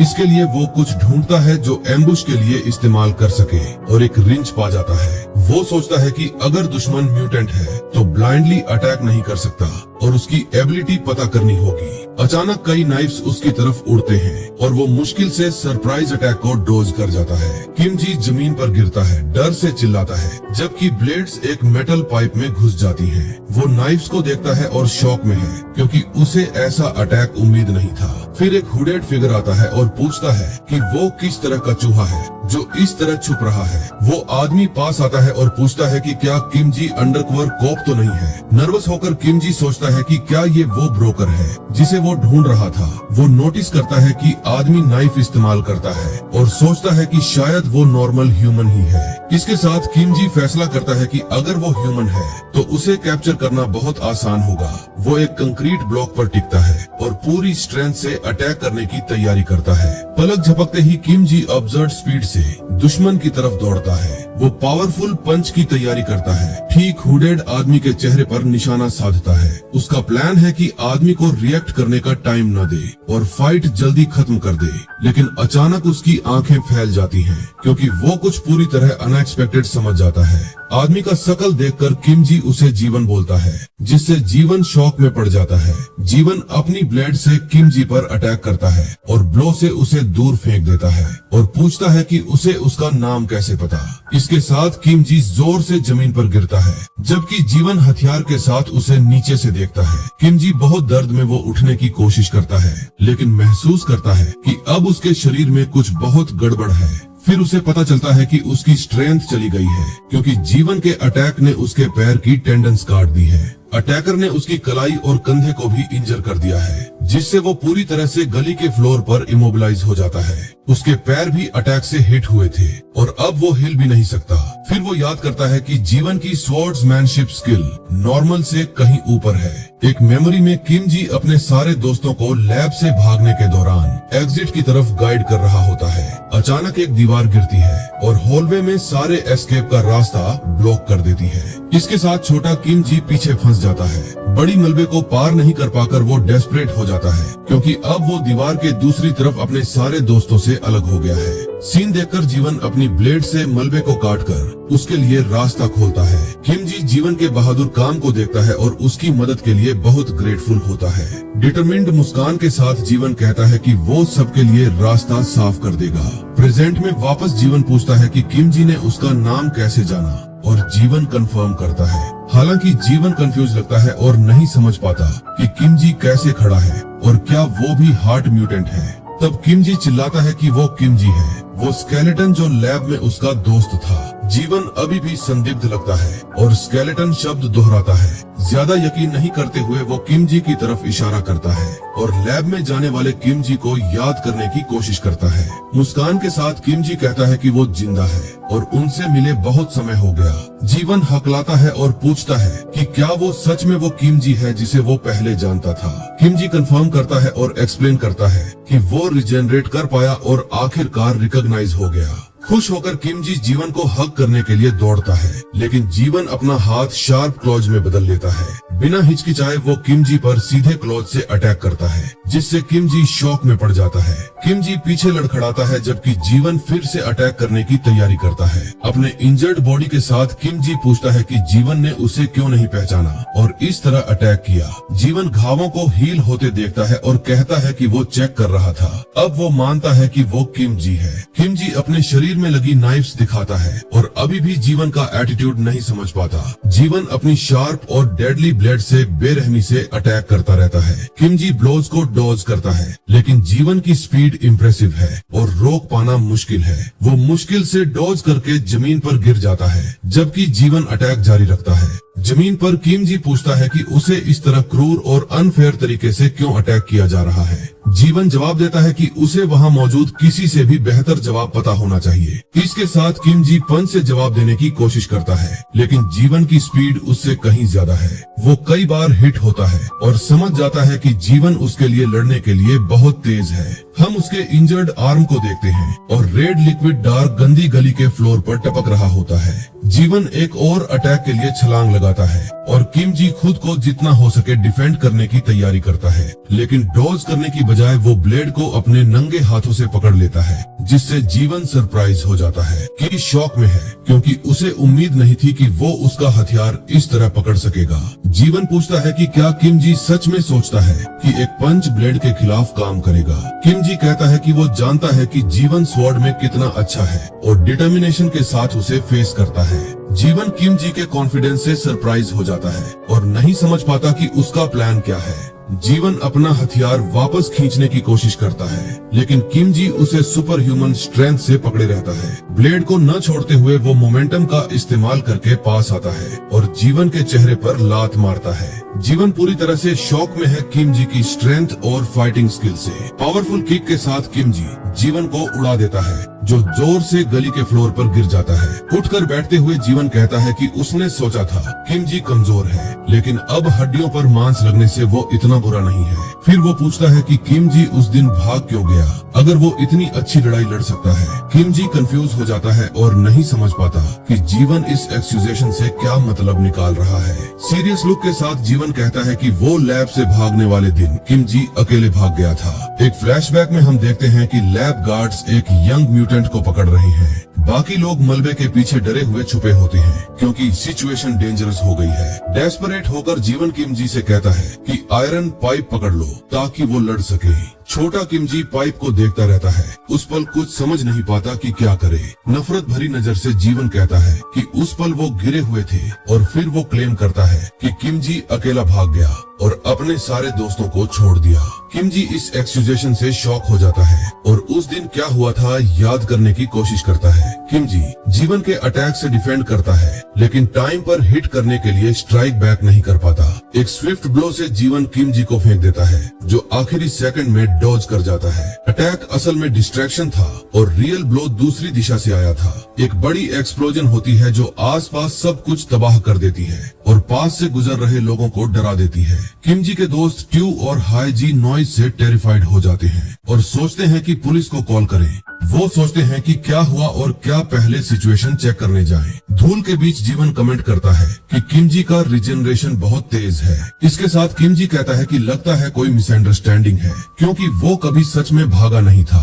वो एक्सप्लेन करता है कि वो सबको प्रोटेक्ट करने के लिए पीछे रुका था और अपने दोस्तों को रेस्क्यू करने आया था। जीवन स्केप्टिकल लगता है और पूछता है कि क्या किमजी कह रहा है कि सब कुछ बस एक मिस्टेक था, लेकिन जवाब देने से पहले किमजी नॉइज सुनता है और समझ जाता है कि आसपास और लोग हैं। वो कहता है कि यहाँ लोग हैं और जीवन एक पल के लिए चुप रहकर उसे देखता है। जीवन कहता है कि उन्होंने बहुत नॉइज कर दिया और उसे अपना हेड आउट पर बात करने के लिए इनवाइट करता है। वो एक्सप्लेन करता है कि एस्केप के बाद बहुत कुछ हुआ है और उसके पास बताने के लिए बहुत कुछ है। किमजी उसे देखता है और समझ जाता है कि जीवन की पर्सनालिटी पूरी तरह से अलग हो गई है। वो याद करता है कि लैब में जीवन ज्यादा चीयरफुल और स्माइली हुआ करता था।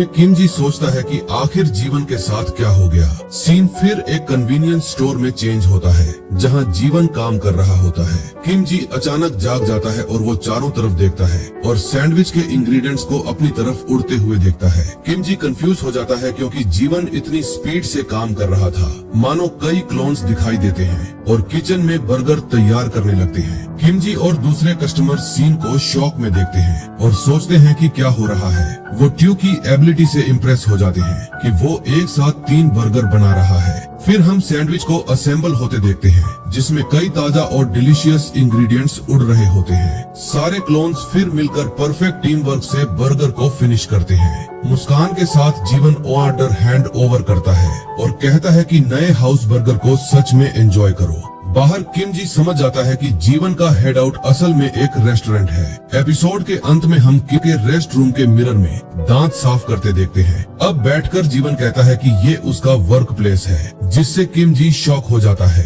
किमजी यकीन नहीं कर पाता कि जीवन की जॉब है और जीवन उसे इसके लिए अनएम्प्लॉयड बोलता है। ये तो इस मोमेंट हो गया यार। लेकिन जवाब देने से पहले किमजी नोटिस करता है कि हाईजी और ट्यू सोफे के पीछे छुपकर उसे देख रहे हैं। वो उन्हें जीवन से इंट्रोड्यूस करता है और जीवन को कहता है कि ये मेरी फ्रेंड है और ट्यू ने उसे उसकी बहुत मदद की है। जीवन सरप्राइज लगता है और कमेंट करता है कि अनएम्प्लॉयड होने के बावजूद फ्रेंड्स बनाना अच्छा लगता होगा। हाईजी इरिटेट हो जाती है और कहती है कि उसे किमजी की मुश्किल जिंदगी के बारे में कुछ नहीं पता। किमजी फिर सबको शांत करता है और अपने दोस्तों से कहता है कि वो पास में रहें। टेबल पर बैठकर किमजी जीवन का सामना करता है। जीवन पूछता है कि क्या किमजी उस दिन सच में भागा नहीं था। किमजी एक्सप्लेन करता है कि उनके एस्केप रूट पर एक हिडन बम था। वो कहता है कि जैसे ही वो लैब गार्ड से घिर गए थे, कुछ हुआ। अपनी स्केलेटन बॉडी से वो टाइम बम की आवाज साफ सुन सकता था। दूसरे यंग लोग टेरिफाइड थे और आने वाले खतरे को नोटिस नहीं कर पाए थे।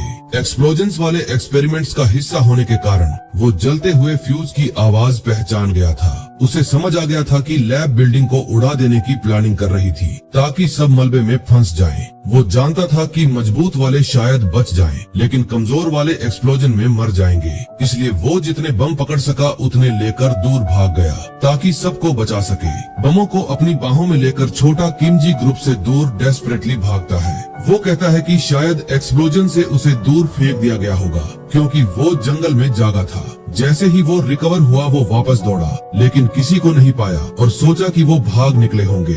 जीवन फिर दूर की एक्सप्लोजन याद करता है कि जीवन उस ब्लास्ट में बस गया और थॉटफुल हो जाता है। वो पूछता है कि क्या किमजी सच में कह रहा है कि उसने बम पकड़े और उनको लेकर भाग गया। हाथ चेहरे पर रखकर जीवन को लगता है कि वो स्टोरी पर यकीन नहीं कर पा रहा। किमजी कहता है कि वो जानता है कि यकीन करना मुश्किल है, लेकिन जीवन उसे सरप्राइज करते हुए कहता है कि वो उस पे भरोसा करता है। आंखों में आंसू के साथ जीवन कहता है कि उस समय बमों के बारे में बिना जाने वो उस पर अटैक कर रहा था। किमजी सरप्राइज हो जाता है देखकर कि जीवन अपने क्लोन्स स्किल के साथ बर्गर तैयार कर रहा होता है। इंग्रेडिएंट्स किचन में उड़ रहे होते हैं जबकि वो इनक्रेडिबल स्पीड से काम करता है। प्याज मास्टरफुली कट रहे होते हैं और बन फीलिंग्स लेने के लिए तैयार होते हैं। फिर वो बर्गर किमजी को हैंड करता है और कहता है कि उसे लगा था कि कुछ ऐसा ही हुआ होगा। फूड से भरी ट्रे के साथ जीवन कहता है कि उसने सुना है कि किमजी बहुत कुछ सहा है। खुश होकर किमजी उसे थैंक करता है और खाना शुरू कर देता है जबकि हाईजी पास आती है। वो मैनेजर के साथ फोटो लेने को कहती है और जीवन मुस्कान के साथ एक्सेप्ट कर लेता है। बाजुओं को क्रॉस करके जीवन किमजी से पहले के अटैक के लिए माफी मांगता है। वो कहता है कि उसने किमजी की साइड सुने बिना ही अटैक करने की कोशिश की और आंसुओं के साथ रिग्रेट करता है, लेकिन किमजी कहता है कि ठीक है और फूड की तारीफ करता है। कहता है कि उसे उससे जलन हो रही है। जीवन कहता है कि अगर काफी नहीं है तो और खा ले, क्योंकि वो शॉप का मैनेजर है। वो गर्व से अपना नेम टैग दिखाता है और किमजी उस पोजीशन से इम्प्रेस हो जाता है। किमजी कहता है कि ये बहुत कूल है और लगता है कि जीवन नॉर्मल आदमी की तरह काम कर रहा है। फिर जीवन किमजी को भी वहाँ जॉब दिलाने की ऑफर करता है, जिससे किमजी एक्साइटेड हो जाता है। जीवन उसे हायर सैलरी का भी प्रॉमिस करता है और हाईजी उसे इसके लिए थोड़ा अजीब पाती है, लेकिन अचानक किमजी हाथ उठाता है और सीरियस एक्सप्रेशन के साथ बात को इंटरप्ट करता है। वो जीवन की तरफ इशारा करता है और पूछता है कि वो पहले ब्रोकर की तरह क्यों काम कर रहा था। फ्यूरियस लुक के साथ जीवन किमजी को स्कमबैग बोलता है और फाइट के लिए तैयार लगता है, लेकिन किमजी कहता है कि अगर वो ब्रोकर है तो सब कुछ बस एक एक्ट है। जीवन सर खुजाता है और एक्सप्लेन करता है कि वो कभी कभी सिर्फ ब्रोकर बनने का नाटक करता है। वो रिवील करता है कि जब वो काम पर नहीं होता तो खराब लोगों को लुभाने के लिए ब्रोकर बनकर म्यूटेंट किडनैपर्स को अट्रैक्ट करता है और उन्हें नीचे गिराता है ताकि दूसरों को प्रोटेक्ट कर सके। सरप्राइज होकर किमजी पूछता है कि क्या ये सच है और जीवन कंफर्म करता है कि ये सब डिस्गाइज है। रिलीव्ड होकर किमजी कहता है कि वो चिंतित था कि जीवन ब्रोकर बन गया हो। मुस्कान के साथ किमजी थम्स अप देता है और कहता है कि जो जीवन करता है वो इनक्रेडिबल है। जीवन कॉम्प्लीमेंट से शर्माता है, लेकिन किमजी के साथ रिकॉन्साइल होने से खुश लगता है। जीवन मदद की ऑफर करता है और किमजी उसके प्रपोजल से कंफ्यूज हो जाता है। वो एक्सप्लेन करता है कि वो अपने दोस्तों की न्यूज लेने के लिए मिले थे और वो इसमें मदद कर सकता है। जीवन सरप्राइज हो जाता है, लेकिन किमजी कहता है कि ऑफ कोर्स उसे मदद चाहिए। मुस्कान के साथ जीवन टेबल पर थप्पड़ मारता है और कहता है कि वो उनके बीच पार्टनरशिप एक्सेप्ट करता है। वो रिवील करता है कि उसके पास एक ब्रोकर को नीचे गिराना है और किमजी की एबिलिटी से ये आसान हो जाएगा। किमजी एक्साइटेड हो जाता है और कहता है कि अगर सही लोगों को पकड़ ले तो बाकियों के बारे में पता चल सकता है। जीवन मुट्ठी बढ़ाता है और कहता है कि वो इस डेंजरस मिशन पर बहुत बड़ी मदद होगा। फिर वो फिस्ट बम्प करते हैं और किमजी प्रॉमिस करता है कि अगर बैकअप चाहिए तो उसे ढूंढ लेगा। प्लान सेट होने के साथ जीवन कहता है कि शॉप बिजी है और अब उसे काम पर वापस जाना है। बाहर किमजी हाईजी और ट्यू को वेट करने और बात करने का मौका देने के लिए थैंक करता है। ट्यू कहता है कि उसे खुशी है कि आखिरकार किमजी वियर गाय नहीं है। वो अभी भी संदिग्ध लगता है और पूछता है कि क्या किमजी सच में यकीन है कि जीवन उसका रियल फ्रेंड है। हाईजी एग्री करती है और कहती है कि उसे शॉक लगा था जब पता चला कि जीवन ही ब्रोकर है, लेकिन किमजी मुस्कुराता है और कहता है कि ठीक है क्योंकि जीवन बिल्कुल वैसा ही है जैसा बचपन में था। हाईजी फिर पूछती है कि जीवन किमजी को कैसे कांटेक्ट करेगा अगर उसके पास सेल फोन भी नहीं है। किमजी अपनी जेब से सेल फोन निकालता है और कहता है कि उसके पास है, जिससे ट्यू और हाईजी कंफ्यूज हो जाते हैं। सीन चेंज होता है एक यंग मैन को जो डार्क और बहुत खतरनाक गली में डेस्परेटली भाग रहा होता है। 3 आदमी उसे पीछा करते हैं और चिल्लाते हैं कि भाग मत और डेड एंड गली में घुस जा। कहीं जाने की जगह न होने पर यंग मैन अटैकर्स द्वारा कॉर्नर्ड हो जाता है, जो धीरे धीरे पास आते हैं। वो चिल्लाता है कि उसे फॉलो करना बंद करो और उसके हाथों से येलो सब्सटेंस निकलने लगता है। लिक्विड जमीन पर फैल जाता है और पीछा करने वाले समझ जाते हैं कि ये म्यूटेंट एबिलिटी है। वो वार्न करते हैं कि ये ओनेल है और उस लड़के की स्पेशल पावर से सावधान रहना होगा। रिलीव्ड होकर यंग मैन समझ जाता है कि वो भाग निकला और अभी भी जिंदा होने का सेलिब्रेट करता है, लेकिन अचानक एक पावरफुल पंच उसके चेहरे पर सीधा लगता है और उसे जोर से जमीन पर फेंक देता है। सूट में एक आदमी आता है और पूछता है कि वो ऐसा भागकर कहाँ जा रहा है। टेरिफाइड यंग मैन भीख मांगता है कि उसे मत ले जाओ और कहता है कि उसका हार्ट कुछ स्पेशल नहीं है, लेकिन आदमी उसके बाल पकड़कर उसकी पैथेटिक कॉमऑनल स्पिटिंग एबिलिटी पर मॉक करता है। दूसरा आदमी कहता है कि हर म्यूटेंट स्ट्रॉन्ग नहीं होता और लूजर्स नॉर्मल लोगों जैसे होते हैं। ग्रुप का लीडर मुस्कुराता है और कहता है इससे उनका काम और पैसे दोनों आसान हो जाते हैं। वो रिवील करता है कि उस लड़के के लिए उन्हें 1 बिलियन मिल रहा है और यंग मैन प्योर डेस्पेयर में चिल्लाता है। अचानक जीवन आता है और पूछता है कि क्या सिर्फ इतना ही पैसा मिल रहा है उस म्यूटेंट के लिए। आदमी कंफ्यूज हो जाते हैं और सोचते हैं कि ये अचानक कहां से आ गया। रिएक्ट करने से पहले जीवन लीडर पर अटैक करता है और क्विक प्रिसाइज ब्लो से उसे गिरा देता है। अपनी ब्लेड से वो वार्न करता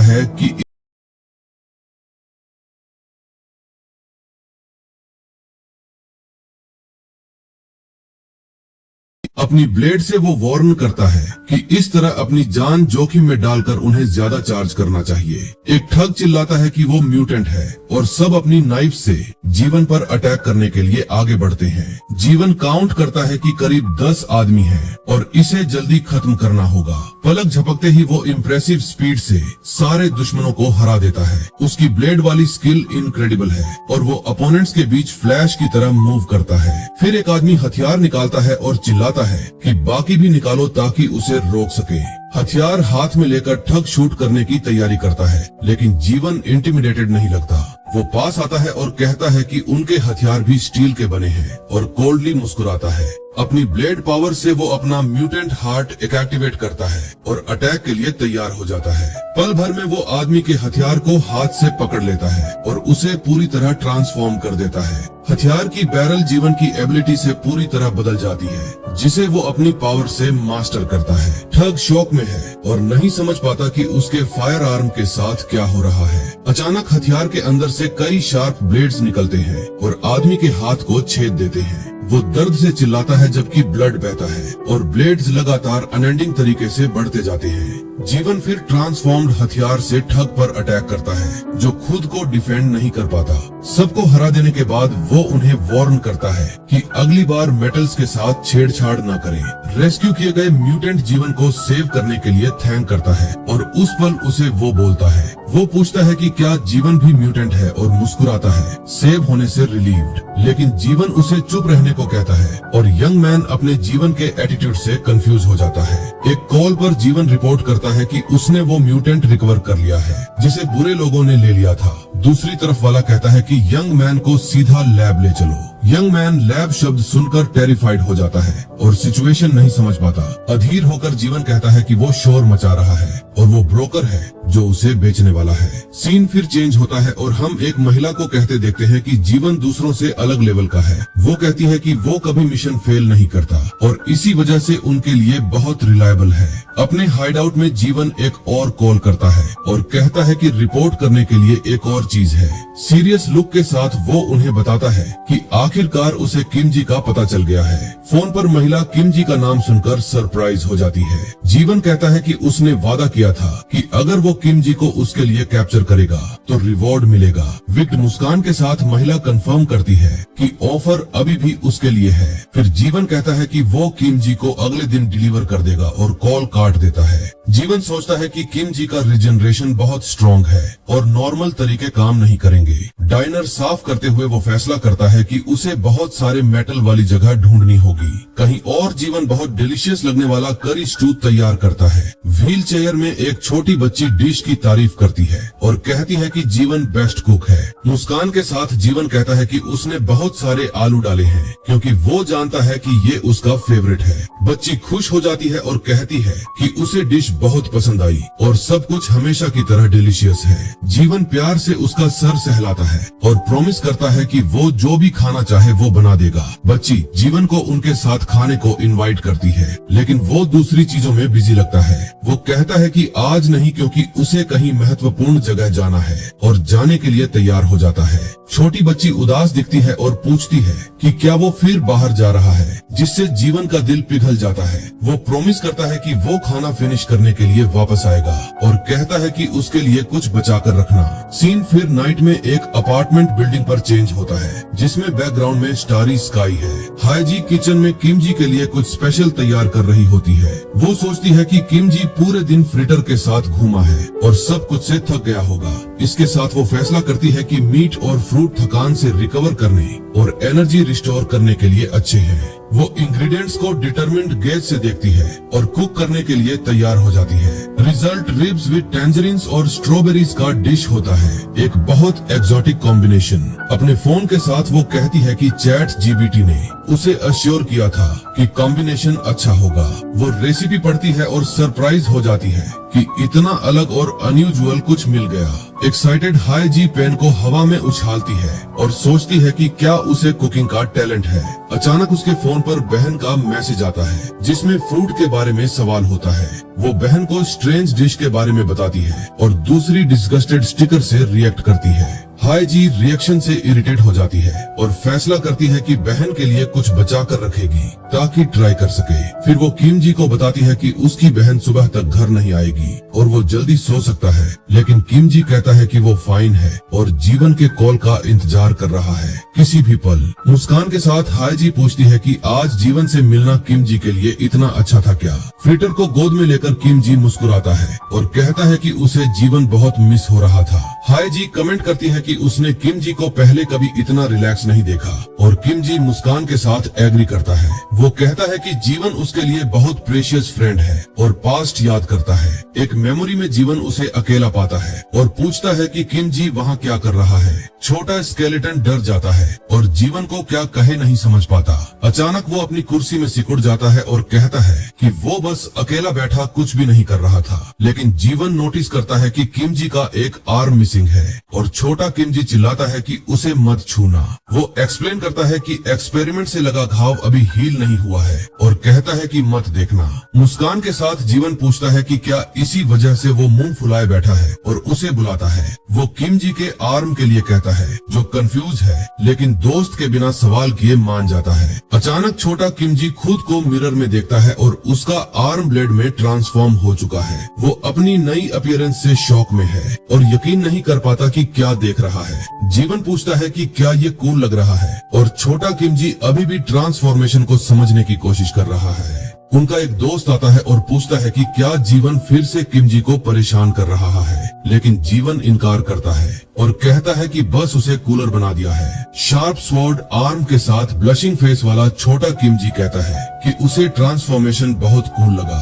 पूरी तरह कंफ्यूज हो जाती है रिएक्शन से और नहीं समझ पाती कि क्या हो रहा है। जीवन फिर किम जी के साथ फिस्ट बम्प करता है ताकि उनकी नई फ्रेंडशिप सेलिब्रेट करे। वो एक्सप्लेन करता है कि ये जेस्चर ट्रस्ट प्रूव करने के लिए है और छोटा किम जी अमेज्ड हो जाता है। वो फिस्ट बम्प करते हैं और छोटा किम जी महसूस करता है कि अब वो रियल फ्रेंड्स हैं। प्रेजेंट में वापस किम जी कहता है कि जीवन बहुत कूल था और वो उसे हर जगह फॉलो करता था। हाई जी शॉक हो जाती है और सोचती है कि आखिर कोई स्वॉर्ड आर्म क्यों चाहेगा, लेकिन वो खुश है कि किम जी पुराना दोस्त ढूंढकर इतना खुश है। हाई जी किम जी को खाने को बुलाती है और वो कहता है कि वो खुद फाइन है क्योंकि उसने मदद करने के लिए कुछ नहीं किया। मुस्कान के साथ हाई जी रिब्स विद फ्रूट वाली प्लेट दिखाती है और किम जी को डिनर के लिए इनवाइट करती है। किम जी डिश के अपीयरेंस से इम्प्रेस हो जाता है और सोचता है कि ये क्या है। हाई जी कहती है कि ये किम जी के लिए स्पेशल डिश है, स्ट्रॉबेरीज और टैंजरीन्स वाली रिब्स। किम जी कभी ऐसा कुछ नहीं देखा और चॉपस्टिक से उस एक्सोटिक कॉम्बिनेशन को ट्राई करने के लिए क्यूरियस हो जाता है। वो मीट का एक पीस और स्ट्रॉबेरी उठाता है और खाने की तैयारी करता है। वो फूड के लिए थैंक करता है और प्योर क्यूरियोसिटी के एक्सप्रेशन से डिश ट्राई करता है। वो खाना चबाता है और हाई जी उत्सुकता से पूछती है कि डिश अच्छी है क्या। आंखों में आंसू के साथ किम जी कहता है कि ये एब्सोल्युटली इनक्रेडिबल है और फ्लेवर की तारीफ करता है। वो कहता है कि स्ट्रॉबेरीज, मीट और टैंजरीन साथ में सब डिलीशियस हैं। फ्रिटर पास आता है और किम जी पूछता है कि क्या उसे भी कुछ दे सकता है, लेकिन हाई जी कहती है कि ये डेंजरस है और किसी भी फूड को कुत्ते को नहीं दे सकते। वो फ्रिटर के पास जाती है और प्रॉमिस करती है कि बाद में उसके लिए कुछ स्पेशल बनाएगी। किम जी थैंक करता है और कहता है कि ये उसकी जिंदगी का सबसे बेस्ट फूड है। खुश होकर हाई जी प्रॉमिस करती है कि वो जल्द ही किम जी के लिए फिर कुछ डिलीशियस कुक करेगी। किम जी एक बार फिर थैंक करता है और गालों को भरा हुआ रखकर मुस्कान के साथ खाता रहता है। अचानक उसका सेल फोन बजता है और उसे पता चलता है कि ये जीवन का कॉल है। किमजी फोन उठाता है लेकिन दूसरी तरफ वो डेस्परेट क्राई फॉर हेल्प सुनता है। वो पूछता है कि क्या हुआ और जीवन कहता है कि लैब वाले लोगों के साथ चीजें डेंजरस हो गई हैं। किमजी शॉक में पड़ जाता है और हाई जी कोलैब शब्द सुनकर डर जाती है। डेस्परेट होकर जीवन पूछता है कि क्या किमजी अभी मदद करने आ सकता है और किमजी तुरंत एग्री कर लेता है। कॉल काटने से पहले जीवन कहता है कि लोकेशन अबैंडन्ड फैक्ट्री लॉट में आखिरी बिल्डिंग है। कॉल खत्म होने के साथ किमजी जीवन की मदद के लिए जाने को तैयार हो जाता है। वो खाना निगलता है और हाई जी को बताता है कि उसका साथी मुसीबत में है और मदद की जरूरत है। किमजी फूड फिनिश न कर पाने के लिए सॉरी कहता है और डिलीशियस डिनर के लिए थैंक करता है। फिर वो दरवाजे की तरफ दौड़ता है और हाई जी कहती है कि वो भी उसके साथ जाएगी, लेकिन किमजी उसे तुरंत रोक देता है। सीन चेंज होता है एक बड़े अबैंडन्ड वेयरहाउस में जो मेटल स्ट्रक्चर्स और बॉक्सेस से भरा होता है। किमजी लोकेशन पर पहुंचता है और बहुत सावधानी से छुपकर आसपास का माहौल देखता है। वो सोचता है कि अगर ये वो जगह है जिसका उसके दोस्त ने बताया था तो इतनी शांति क्यों है। अचानक किमजी को कुछ अजीब नजर आता है और वो जगह को और ध्यान से एनालाइज करने लगता है। वो एक कंटेनर को छूता है और नोटिस करता है कि फ्लोर और दीवारें सब मेटल की बनी हुई हैं। स्टील के पाइप्स, प्लेट्स और बोल्ट्स हर तरफ हैं और फ्लोर मेटल शीट से ढका हुआ है। किमजी कंफ्यूज हो जाता है क्योंकि ये ऐसी जगह है जहां उसके दोस्त को फाइट में पूरा एडवांटेज होता। वो नहीं समझ पाता कि उसके दोस्त को इस तरह की जगह पर कैसे हार मिल सकती है। संदिग्ध नजर के साथ वो वेयर हाउस में घूमने लगता है जवाब ढूंढने के लिए।